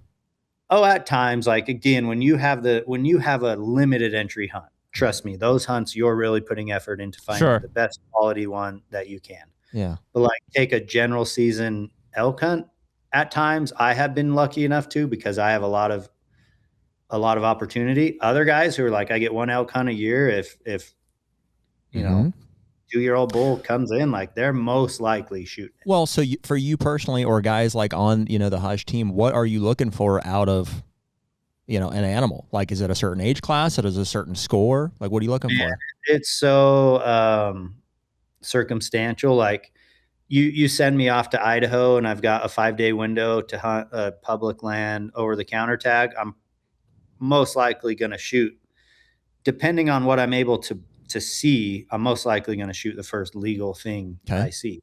So it is kind of funny because I would say within the last probably 3, maybe 4 seasons, I've shot some of the smallest elk I've ever shot. So I came out of the gate and I shot this bull that's known as Fire Bull. He's the logo on our brand. And like, I remember everybody being like, where do you go from here? He's almost 400 inches. He's in the 390s. They're like, now what? And I'm like, just keep hunting, keep hunting. And then again, I was very fortunate on a lot of my elk hunts that followed that hunt. I was shooting like nice 6 points on general season tags. And I was telling people they're like, well, you're a trophy hunter. And I'm like, it just so happened that the first elk I saw was a 6 point. It's not that I got and aspired to get a 6 point. The first one that stepped out was a 6 point. So it actually happened just like I kind of came out of the gate in my elk career, like shooting big ones for its specific areas and tags, right? Like a big limited entry bull, a big over-the-counter bull, another big giant over-the-counter bull. And then only within the last few years, I shot like kind of a couple raghorns. And I'm just like, it was the first one I saw, just those other years, the first one I saw was a 6 point, and now I've got maybe a couple 4 points and 5 points. So I am someone who I buy a tag with the intent to fill it. Yeah. Mm-hmm. You know what I mean? And I am in a position to obviously have a ton of opportunity through my season. I'll usually have going in like a season, it's probably like 7 to 9 tags, 3 to 5 of those being elk. And I'm in a position to hunt a lot, harvest a lot and gift a lot of meat. That's the biggest thing, right? Cool. When you get to this time frame like myself where people are like, Eric kills more than he can eat, but I am able to gift a ton of meat. And I still, to this day, it's hard to pass up an opportunity to fill someone else's freezer man. on some of these hunts. Like I've got most of these hunts do not have the potential to reach what I've already killed. So I wouldn't even get the tag if the goal was only to like get the next big thing. Yeah. So I'm an opportunist, man. I'm out there to hunt. I love filling tags. I love butchering. I love keeping the meat clean. I love gifting the meat. So that whole, like, I love a hunting experience start to finish. Well, so many people are like, especially with elk, the fun stops when you get them. And I'm like, no, dude, I'm over the whole there process. Like ridiculously skinning. I love taking care of the meat and I love gifting the meat. So it's like, I love the whole experience. Well, dude, at least we can relate to that. Like from a whitetail standpoint is like, I do too. We really enjoy and relish like in the post-harvest process. It's just a whole, and it is different maybe because we knew the animal in a lot of cases and it's just like reflecting. I don't know, dude. It's just something about honoring the animal and by taking care of the meat in a good way. And, but anyways, forgive me for this somewhat loaded question here, but like for context on like all of the opportunity that you have now and, you know, all this stuff here, do you want to give us just kind of like a brief background of like the origin of Hush and then like kind of how it's grown over the years and then maybe how that's shaping your seasons now? Yeah. So man, Hush is what I call like the perfect storm. So what really brought Hush together was Casey, my now partner, and myself, and the history that we had leading up to our meeting point. So I was a young kid and I packed around a Hi8 camera. I'm 43 years old. I think it helps to kind of like age some of this stuff. So in my high school years, not every kid had a camera. It's almost like if someone had a camera, it was like someone's parents, you know what I mean? I'm 42, Eric, so I'm in the same generation. I get it, dude. So packing a camera like this and doing photography class in high school where you actually take pictures and develop them through the process of like developing your film and printing your pictures in black and white. And at an early age, that photography class, just something hit me where I just loved to document things through video and picture, and I love to share it. Like sharing it was almost more of a thrill than capturing it. So I was the kid. None of my friends in high school years were hunters. We're all skateboarders, snowboarders. So here's little young Eric, like disappearing on the weekends. My friend would always tell me, like, you live a double life. Like you're gone on the weekends and we don't know what you do. And I'm like, I'm finding antlers, I'm bugling elk, I'm filming deer, you know, and race home and just plug in the audio video cables on a VCR and just let anybody who was willing to sit down and watch it, kind of in hopes to, like, in my eyes, I was showing them what they were missing out on. They haven't discovered this thing that I did, and I needed to show them. Yeah. And maybe I could recruit a couple friends to go, which happened only a couple times. None of my friends in high school really picked up on it. Yep. So like I had this deep desire to capture and share. And over time that went from chat forums when the internet first came out. For me, that was like Monster Muleys, Western style forums where you can get on and use things like Photo Bucket to like copy and paste. I remember that. And it would blow up like 10x the screen size. You had to learn how to resize things. So I loved to consume. When the internet came out, I was consuming anything and everything to do with mule deer, elk, hunting, and shed hunting. And so my desire to share was rooted from like always taking from the community. I wanted to give back. So I just looked at it like, if I'm sitting here reading every magazine, reading every chat forum story, so they must want the same, right? So to share was my way of giving back to the community, even if that was just simply for entertainment. Maybe there's something educational they can learn through that. So I had this desire to share. Well, that went from like, you know, VHS videos to DVDs. And my time for filming hunts and sharing hunts what came in the DVD era. And I was a part of a group out of Utah here called Time's Up. They're still going. And we made hunting DVDs and we sold those through e-commerce, and we built a apparel line of t-shirts that had antlers. And so my mind was like, we need antlers on things. You know, I'm an antler freak and shed hunting, obviously, at that time. So I was at the Hunt Expo in 2013, which is the year I killed the firebull. Mm-hmm. And this guy, who was a complete stranger at the time, approaches me and he says, "Hey man, I love your guys' content. I love what you guys do. I think you have some of the best hunting content out there, and I think you should put it on YouTube." I was like, "Oh yeah, like, okay." Because at the time, all we were using YouTube for was maybe like a highlight reel, Sure. pump up reel, like go buy our DVD. Yeah. You know what I mean? Yeah.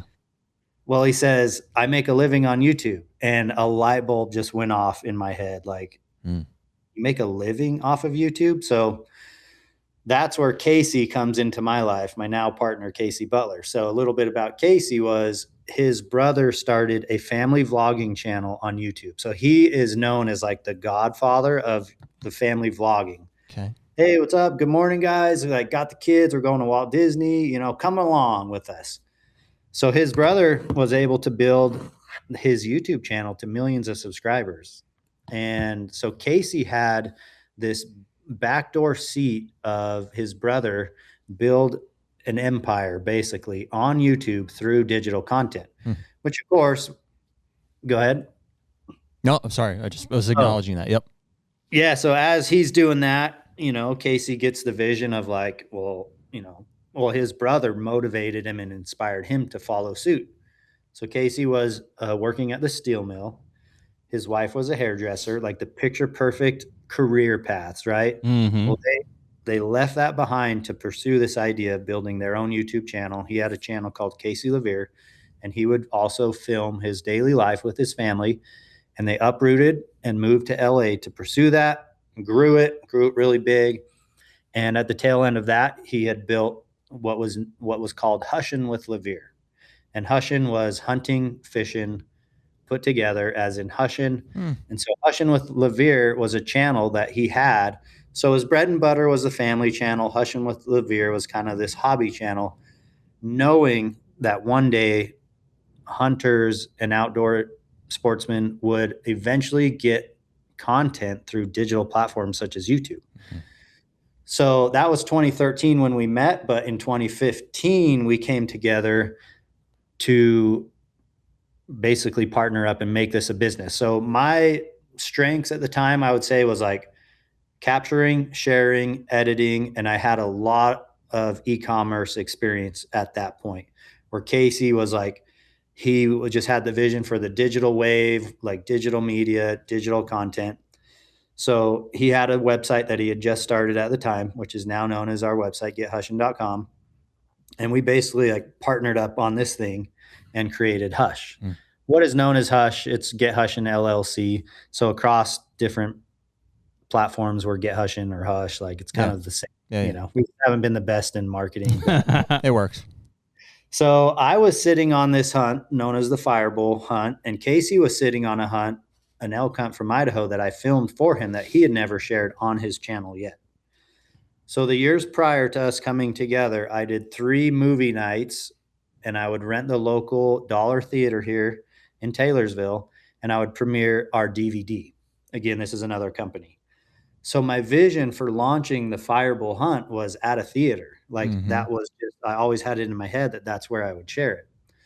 So I did that on a Wednesday night, 3 years in a row, the night before Hunt Expo started in Salt Lake. Hunt Expo, Western Hunt Expo is the biggest Western hunting expo, and it's a consumer show, which is fun because, you know, everybody can go and buy stuff. So it was a new year. I'm no longer with this company. Me and Casey were brainstorming on what we could do together. And I remember texting him from the workout bench at my gym where I worked at the time. I was selling gym memberships.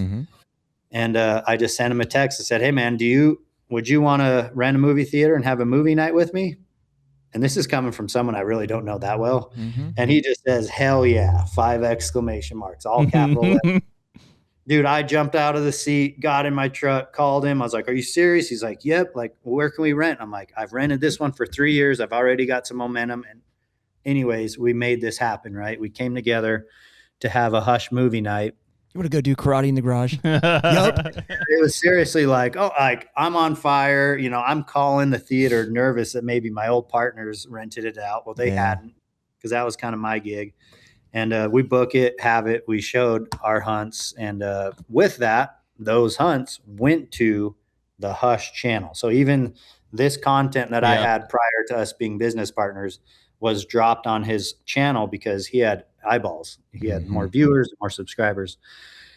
And that kind of created like this idea, like, dude, let's do it. And I remember, and I respect him a lot because his older brother obviously was like the godfather of YouTube vlogging. I remember Casey shared with me, like he ran it across his brother, like, hey, I'm thinking about bringing Eric into this Hush thing. And, you know, he had reservations on that, but then he saw our movie and was like, dude, this is the guy that you need to work with. And I always took that as a huge compliment. So Shay, if you ever hear this, man, like that meant a lot to me at the time.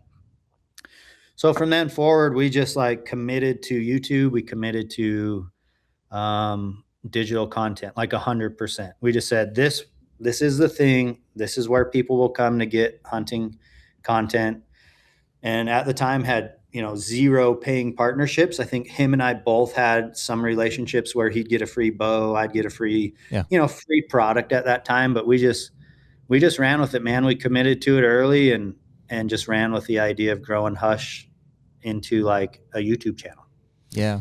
And so that was, you know, so you had 2013. So, I mean, that's just like, what, 13 years ago? So you were not like even in your 20s. Like you were like borderline, like you were married at the time. Like was your wife kind of on board with that? Did she have her own? Like were you guys making money before that or? No. So I wasn't married at the time. I was dating a gal. Okay. And I quit the gym and came home and was like, I'm doing this YouTube thing. Didn't even talk to her first. I guess it's No. a girlfriend. Yeah. So you're doing what you're doing. All right. So we were living together, Yeah. you know, so it was serious. Is that your But wife now or different? No. Okay. And dude, she just like did not support the idea of pursuing YouTube. You know, I had a 9 to 5 at the gym. Good thing she was just a girlfriend. Yeah, right. Like that one obviously didn't work out. That was not marriage material. Yeah. Well, hey, you no support, man. Like I look back and I'm like, dang, dude, like, you know, I probably lost multiple relationships because of this whole mess. Like my desire no doubt, man. and to travel and be gone, it definitely made dating me difficult, right? Like 1, like gone all the time. 2, no secure financial plan moving forward to support a family. And there really wasn't. And like you said, dude, into my 30s, I was making pennies. Yeah. Pennies. Yeah. To pursue this thing that I didn't even know would be YouTube. I didn't know that it would end up in YouTube. Early in my life, it just seemed like guiding was the way to do it, right? If you want to go hunt for a living, you go be a guide. That's what you do. Mm-hmm. So yeah, this digital stuff just opened up a lot of doors for people like me who love to capture and love to share. And it's just become what it is now, you know. Hush, big YouTube channel, big social presence, and an online store. HUNTR Podcast is brought to you by Bushnell. Man, what an iconic brand. I mean, I vividly remember growing up, it seemed like every serious deer hunter had a Bushnell pair of binoculars or Bushnell rifle scope. You knew that those guys were serious about what they were about to go with if they were packing the Bushnell stuff. No doubt, man. I remember bone collector guys and so many others that we've respected over the years. It's always been like your grandpa's rifle scope. And since then, obviously, they've developed so many great products. We're rocking the R series of binoculars this year. I believe it's the R5, 10 by 42s. Those have been awesome. We took those to TAC a couple weeks ago, along with the broadhead rangefinder. That's got a ton of technology packed into it for angles and and for bow hunters ultimately. So that's been awesome. Yeah, and I think one of the biggest things, we've talked about this with a lot of the brands we're working for, is we want high quality gear that's affordable, and that's exactly what Bushnell's trying to position here. They want to make really good gear that anyone that's serious about deer hunting can afford. And so most of those R5 series binos that we're talking about are under $300 for unbelievable glass. No doubt. And so for right now, you can use code HUNTR, HUNTR, to get a discount on the Bushnell website. That's bushnell.com.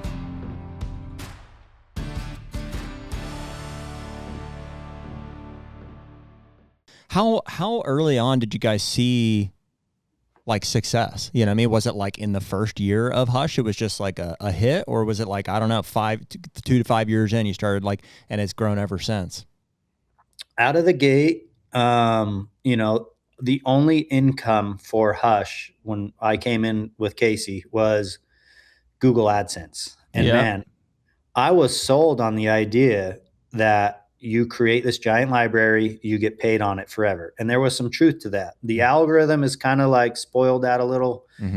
You still make money on videos that were done before, but the way the algorithm and the search engine work, like the newer those stuff, older videos, they're not banking like they used to. Like we used to bank on views, and I was just like, I saw the potential in the content being monetized more so than the partnerships. Right. Yep. But, out of the gate, we had some partnerships that we talked into, paying us very, very little. And as the bigger companies' marketing budget, and we saw this, like we were in meetings telling people, like, you need to remove it's gonna happen. Your magazine and TV budget and start shifting it to digital. And obviously over the time that's really changed. But in the first years, it was like we were salesmen. We had to sell ourselves. For sure. Dude, even 5 years ago, I think people were still like, well, our magazine budget is here, and like in our TV budget is here. Well, like, what are you even talking about? Like, they're all these guys. And I'm like, who? The mindset was, especially from a TV comparison to what you're talking about there, Eric, with YouTube, was these guys are paying for airtime. They have cost out of their pocket to air on national television with commercial spots and stuff. You're on YouTube. It's free. It's a free platform. And that weight for a lot of those early day mindsets was like, we have to pay these guys because we see what they're investing. Like, you're not really investing anything over here. You're absolutely right. And there was also, first of all, people are scared of change, but there was also like your rent track numbers and stuff from TV. It's like it's a highly inflated to be like, oh, there's millions of eyeballs, every device in every household, but it's like, you don't really know. There were no real numbers per episode that were coming in. That's what was so funny early on is like, Google Analytics have come a long ways, but even back then I could say, guys, like I can show, like, views are visible, like just from an outsider, but let me show you my analytics. I can show you male or female, where they watched it, retention. I'm like, so and these guys were usually like marketing genius, they came out of college as marketers, and they're just like trying to pick your brain. And you're like, well, I have this, like, is it watching on a cell phone? Is it an Android? Are they male or female? What is their age? I have all this data, and still you couldn't beat it into some guys' heads that is more valuable than like, we're in 2 million households. Like you said, like, cool. Yeah. Or, well, we already spent our budget for this year anyway, so like we're just having a conversation. Yeah. So it was tough, man. I would say like Hush was a big, like, we paved the way for a lot of this stuff. For sure. Like we were the first to come in and introduce this idea and then show them why it was valuable. And then I honestly feel like I was the first one to bring the idea of revenue share and discount codes. And we started that with Mountain Ops. Wow. So we were selling Mountain Ops on Hush. I said, why don't we take it off? Because your website's way better to convert. And then give me a discount code that's trackable. Then we can share. And then I can receive some of the revenue share. So we started our discount codes with Mountain Ops. And again, for my knowledge, it was the first one I had ever seen out there. And I kind of picked that up through the fitness world. I follow fitness influencers, and you see that they're like, hey, here's my pre-workout, like use code, such and such fitness. So I was like, hey, let's bring that to the outdoor space. So it was actually really easy because I still have some interest in what I consider like mainstream niches. I would just watch and bring over, educate, and show people what we could do. And then, once it, like you said, even up to 5 years ago, it was pretty difficult to kind of like prove your value.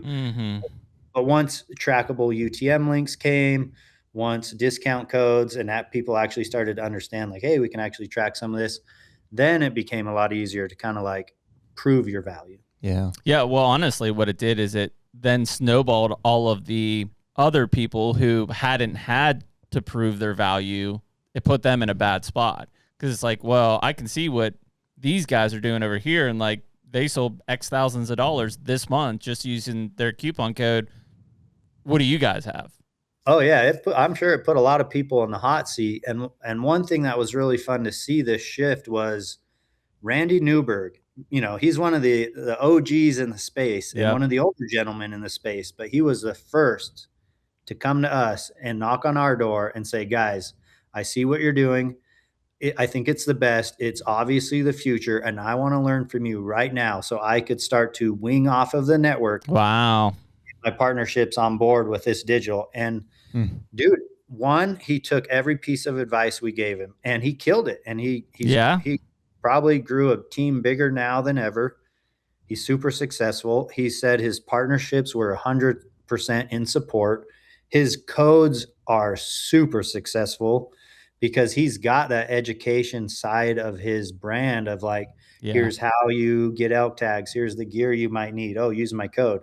So he's the perfect example of like a TV guy coming to digital and absolutely killing it. And he was one of the first to do it. Yeah. Some have definitely done it successfully. Others, not so much. I think they were into it, but it just like the ones that held on late, the ones that still put TV, especially at the forefront, and they were like, well, I got to have a YouTube.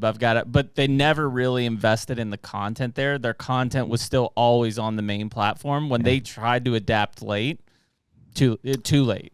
And even today, Eric, I mean, there is a whole, like 43 and under, we can talk about at this point, like this digital space and what we perceive as like, relevant content producers in the hunting industry. But there is still, I mean, just as many, I would say.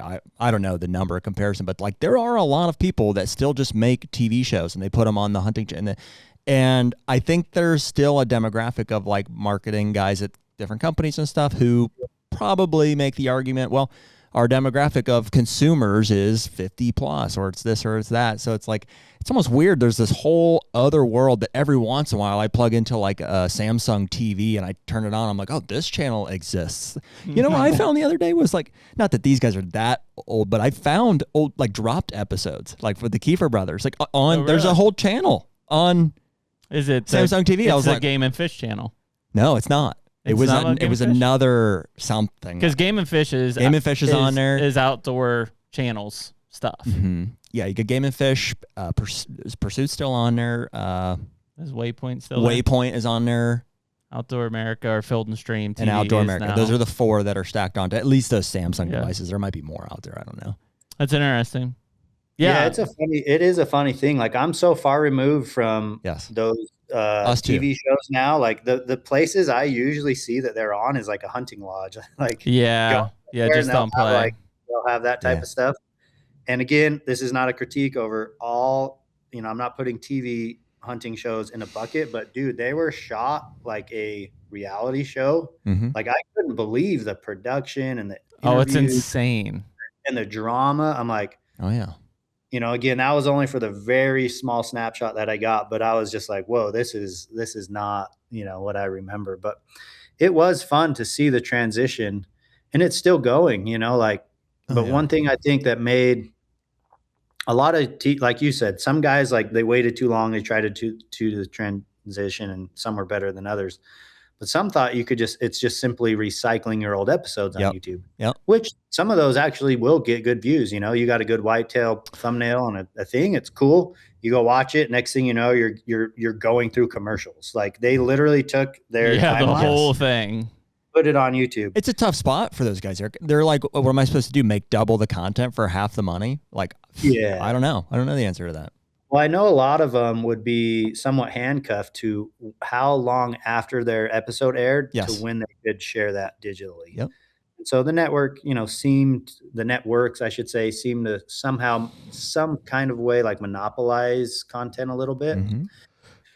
But what made it fun what made it different on YouTube was the way you shoot a YouTube video is completely different how you would shoot a TV episode, right?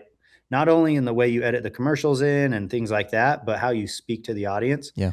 And that's what I think attracted people to YouTube was like, God, these everyday videos, like they talk to me, they interact, we can comment back and forth. And so being like a YouTuber was just so different than being like a TV guy, you know? Yeah. And I feel like I'm just kind of going on a little bit of a rant here, but please. that, like what we brought to the table early is like this raw organic feel. And I feel like the hunting content is kind of like gone away from that into this more cinematic films. And myself, I prefer the human connection. I love the connection. I think that's what helps build community. I think that's how you can build like a strong lifestyle brand like we have, is actually through the human connection. And I think you miss that if you're no longer, kind of intimate with people, speaking to the camera, holding the camera, and actually talking to them. Mm. So like a hunting movie film, you won't be like, what's up, YouTube? Good morning, guys. But honestly, I think like, and at least in my brand and our content, I always try to lean into that and tell my guys, like, guys, I think like it's important that we have at least some of this human connection type of content where we interact, where we ask questions, where we say, what's up, YouTube? Like, and like, let's be YouTubers. And then on Instagram, we could speak to Instagram and almost use the platforms as their own separate network. Yeah, I think the connection element is important because, to your point, and I'm not saying that it's bad, but I agree, like some of the short film cinematic type stuff that people are now putting almost exclusively on YouTube, like they're making it for YouTube. It's not that it doesn't do well, but I don't think, especially from like a connectivity to one point to the next, it does well for an overall channel, right? And I guess what I mean by that is like they may put something out and it might get a good amount of views, but then there's nothing to follow for 6 months. Yeah. And that platform and that algorithm will not favor that channel or that content producer. Yeah, I think when it comes to creating content on YouTube, you better define what the goal is of the content, right? Like maybe for a company, it's simply views. It's just like, dude, we just need to get this content out there, like make it go viral, maybe put some ad spend behind it. But for us, it's like, how do we build a community, and how do we make sure that we don't lose the relatability that we started with, as we grow? Yeah. It's interesting, like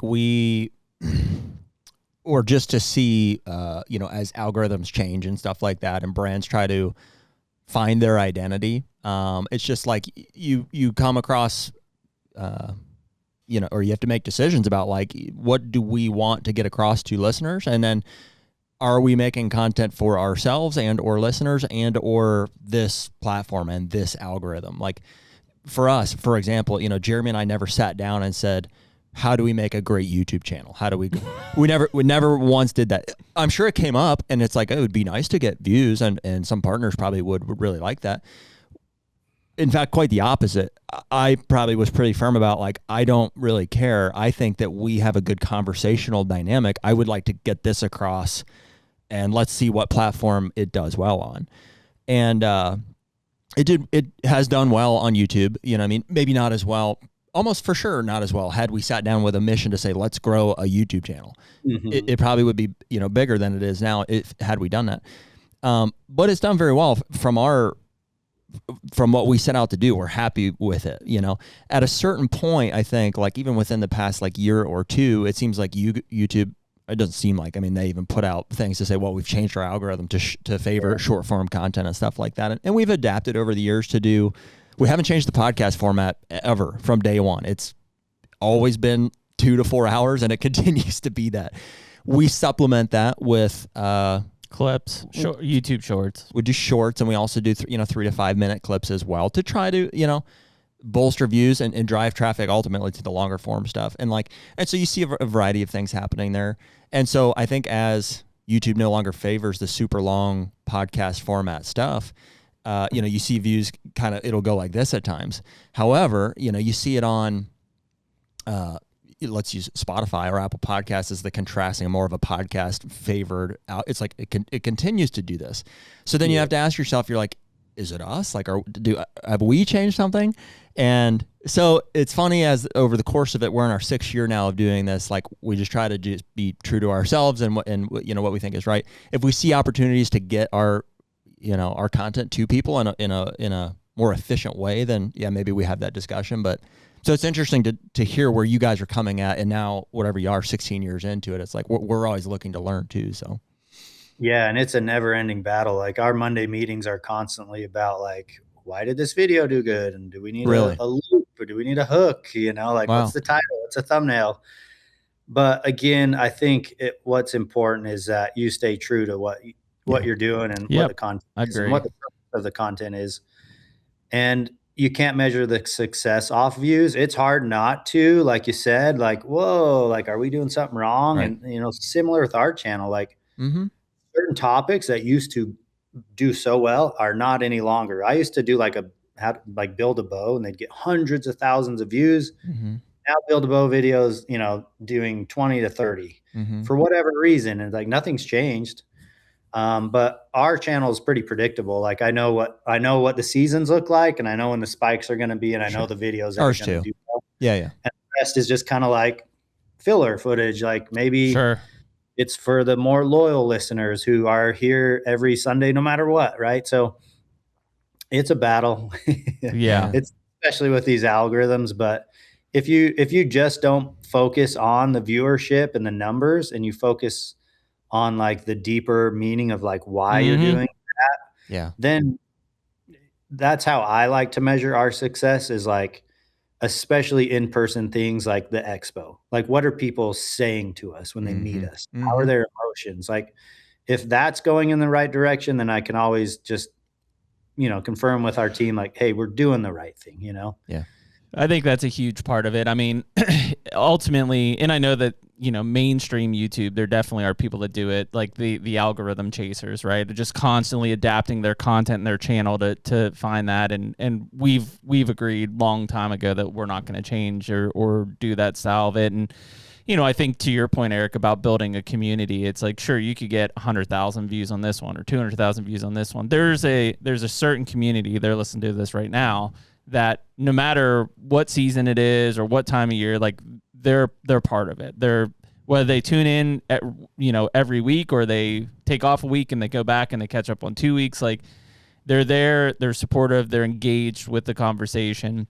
And at the end of the day, Google's not dumb. YouTube will figure out what is successful in our niche, and they'll adapt back to it, right? If it was long form content and now it's short form, and then they'll realize they can't compete with TikTok, and then they'll come back, like just steady as it goes, stay on the true path. Like it's kind of where you have to land with it. It's just, and so Eric, we don't do this for a full, it's not our sole source of income, and if it was, like, man, we might have some tougher discussions and conversations about like, we need this to provide for our families, but like, we don't, and we're very just blessed that it makes, any money and can support, our addiction and our passion, right? That's what we use it for. And to pay Nick, our producer, to, help us continue to put them out. So, we've been fortunate to be able to just say, hey, yeah, views are down on this area, or, in this, and we're like, meh, let's just keep doing what we think is right. And hopefully it sorts itself out. Yep. Yeah, no, it's pretty funny. I had this thought just about a week ago, and it's funny that we just talked about the network. What I loved about this digital content idea, platforms like Instagram and YouTube and Facebook, was it gave us all what I felt like was an even playing field. Yeah. To share what it is that we wanted, and like the audience got to decide. Yeah. Right. Like the audience will say like who's got the following or who's got the celebrity or popularity.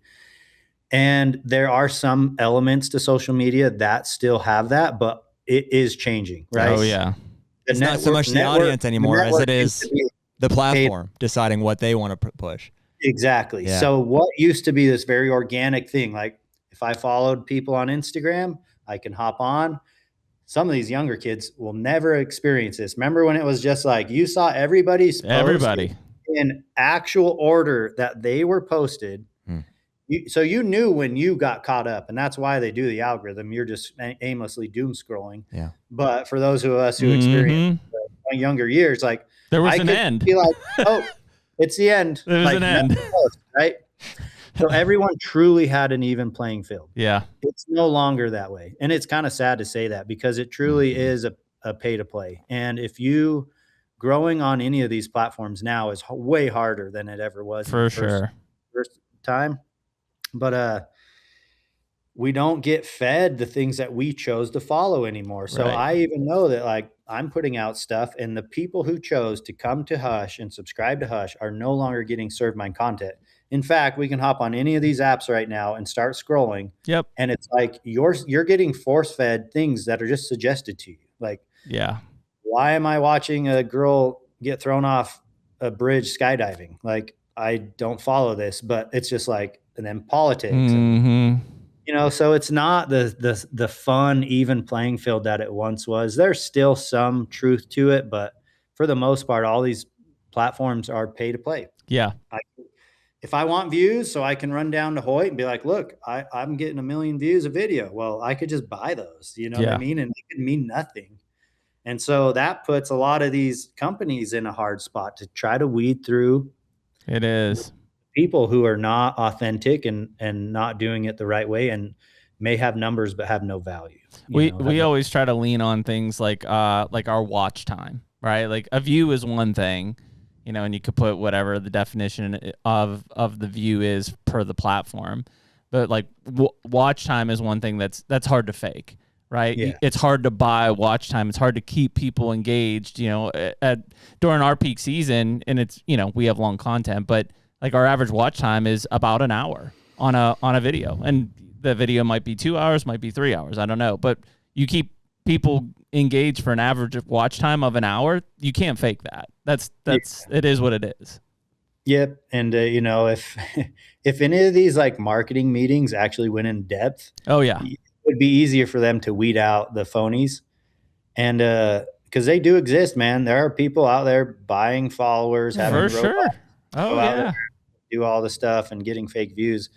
And dude, I talk to all these marketing guys all the time, and they get burned a lot. Absolutely do. That would be a tough spot to be in, trying to weed through all the noise. Yeah. I feel less and less of a need to like prove ourselves to anybody. I'm sure you guys, you've been around way longer, at least over double, what we have and stuff. And it's like at a certain point, I don't feel like I'm happy to share numbers and we'll share whatever we can with you, but it's like I'm meeting with you face to face, and I want you to understand that we've built something and been sharing something with people for over 6 years now. It's like, are you in or not? Like, are you buying into like what we have to? Do you want us to be a part of the team and represent you guys, or not? Let's not overcomplicate it, Yeah, once you reach that breaking point, it's nice. And I remember when we would first start getting those, like, hey guys, like let's do a 3-year contract. You're like, done, like let's lock it in. And we are beyond that point. For those who are listening who may not understand how you could kind of monetize content, a lot of these contracts will have deliverables, and you have to do this many posts, this many videos. Those are pretty much out the door for us at this point. Same. Yeah, like, and when you get there, it's like, we know what we're doing. If the company's like, we know what you guys do, we love your message, we're behind you and your mission, and you guys support us, then it's a great partnership. It's a great place to get everybody wins in that, because it's a trust between the brand and the content creator. It also is a way more natural of a delivery to the audience, right? If I don't have to meet 4 posts a month, right? What you get from me to the outside public is way more natural. They're still and there. Authentic. I love seeing them. I love scrolling across the post and I find a deliverable post and it's like, here I am with my boom, boom, boom. And they're guys that we all know too. And I know they don't necessarily want to be in that situation, but that's the game.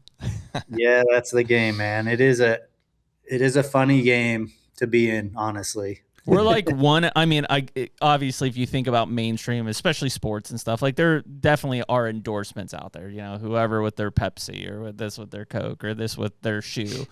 But like, if you look at the hunting industry, or fishing especially too, and you look at how those deliverable like messages are out there, it's pretty unique. Like there are definitely not a lot of people that are out there like just listen to them talk about how many times they mention a brand in a single post. And it's like, boy, that really felt unnatural. It is unnatural.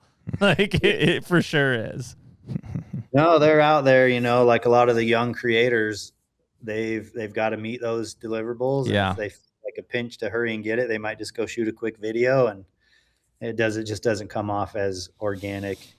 And the audience knows that now. Like we lived through a time where it was like the commercialization of the hunting and fishing industry. I mean, we saw it from scratch through like the outdoor television era and everything. And so there is a part of all of us probably that is a little bit numb to it. But, you know, I think at this point, most of the audience is smart enough to see through it. So when they see some of these deliverable type posts, they're just like, yeah. But last year you told me this brand was better. Yeah, especially it's not a good look when you're I call it flip flopping, you know, or chasing the dollar and just switching partnerships based on the monetary value. Here at Hush, like we took pride in like we didn't make a lot of big switches over even this whole time. You know, we started with Hoyt, we're still with Hoyt. Started with Mountain Ops, still with Mountain Ops. Like Onyx. Like there's so many that have just like been established. Yep. And we haven't really had to leave or been left very often. Some of them that I've noticed they were more transactional to begin with. You know, like we don't work with Can-Am anymore. Their marketing guy changes. He comes in, you know, wants to stir things up, maybe put more money in Western and not hunting. Yep. So like there's times where like it just happens and it's not that. Yeah, it can't do anything about it. Yeah, you can't do anything about it. But for the most part, like we are not like shopping. We're not going out like, hey, let's go see if this one could just be more dollars, you know? Mm-hmm. That's helped us keep some loyalty and with the partners that we've had over the years. And it just, because of that, like our customers just kind of know, like, hey, if you had to guess, like, what does Eric shoot? You know? Right. Like, what rifle does he shoot? Whether, you know? That's right. And so, yeah, they just know. Cool. That's a big part of it, man. And I think that authenticity shines through. Like I said, there's a lot, especially in today's society of digital content. I mean, it's everywhere. You know, there is no end to it. It is the doom scrolling. It is just always there. And so, you know, to your point of authenticity and the brand and just, you know, doing what you think is best for Hush in that case is like that's important to the audience. And that's how you build loyalty with followers in a community. And and it's cool then when you get to meet them in person and like, they're like, Eric is the guy I see on YouTube, right? There's unfortunately plenty of people that end up meeting quote unquote their heroes from outdoor television. And it was like, that's not the guy I expected. Yeah. That's one thing I'm grateful for. Like whenever I started filming with this type of stuff to now, I never created a character, you know, and there's some people who have a character. Mm-hmm. Maybe that was strategic, like on purpose. And maybe sometimes it's not, they're just different in front of a camera.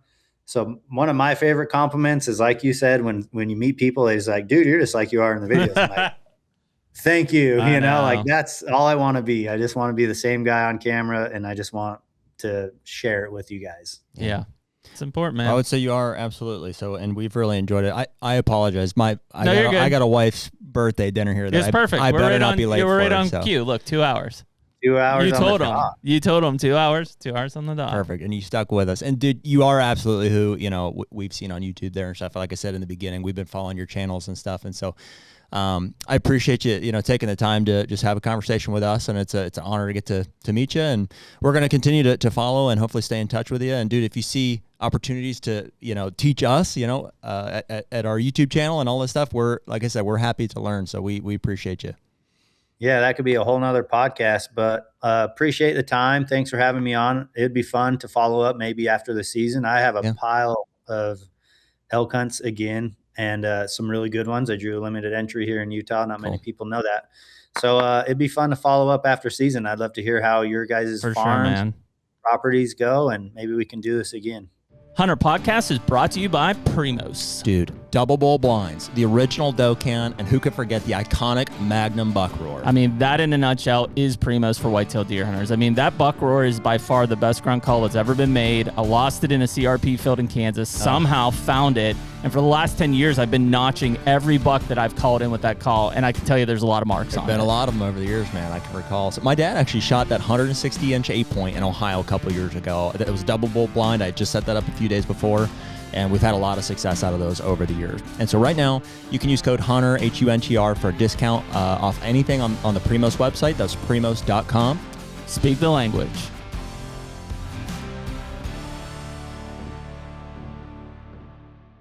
Eric Chesser, everyone. Yeah, man, that's a long time coming. I think it's they live in kind of a different world out west there, and it's like, but it is cool, man. I like talking to the Western guys because it is such a different mindset. Like, and I know he does gun hunting and stuff too, so he's into October and like even in November. But for a lot of the guys, especially the bow hunting like dominated guys, like I think of a Cam, who we're working on to get on a podcast too. But I'm like, dude, what do you do after October?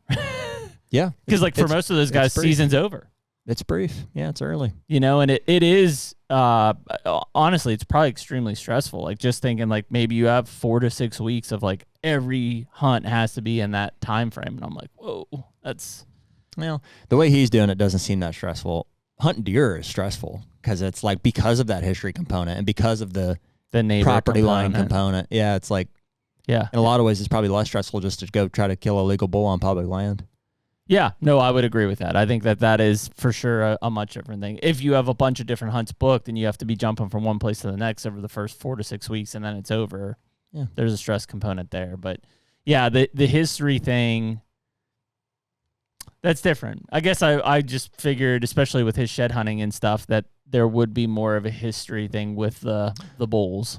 Well, some guys do, for sure. Yeah, well, I mean, and again, there's the extreme of the Likoski, which is like... Yep, he would be one. The guy that I'm going mule deer hunting with next year is really on top of that. He's a connect them one to the next type of guy. Yeah, and he'll watch them for 3, 4, or 5 years. And I guess to that point, like if you're on public, I mean that's harder to make that connection from year to year versus private ranches and stuff. So yeah, for sure.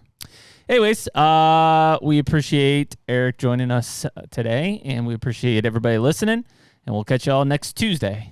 Later. Take me on down the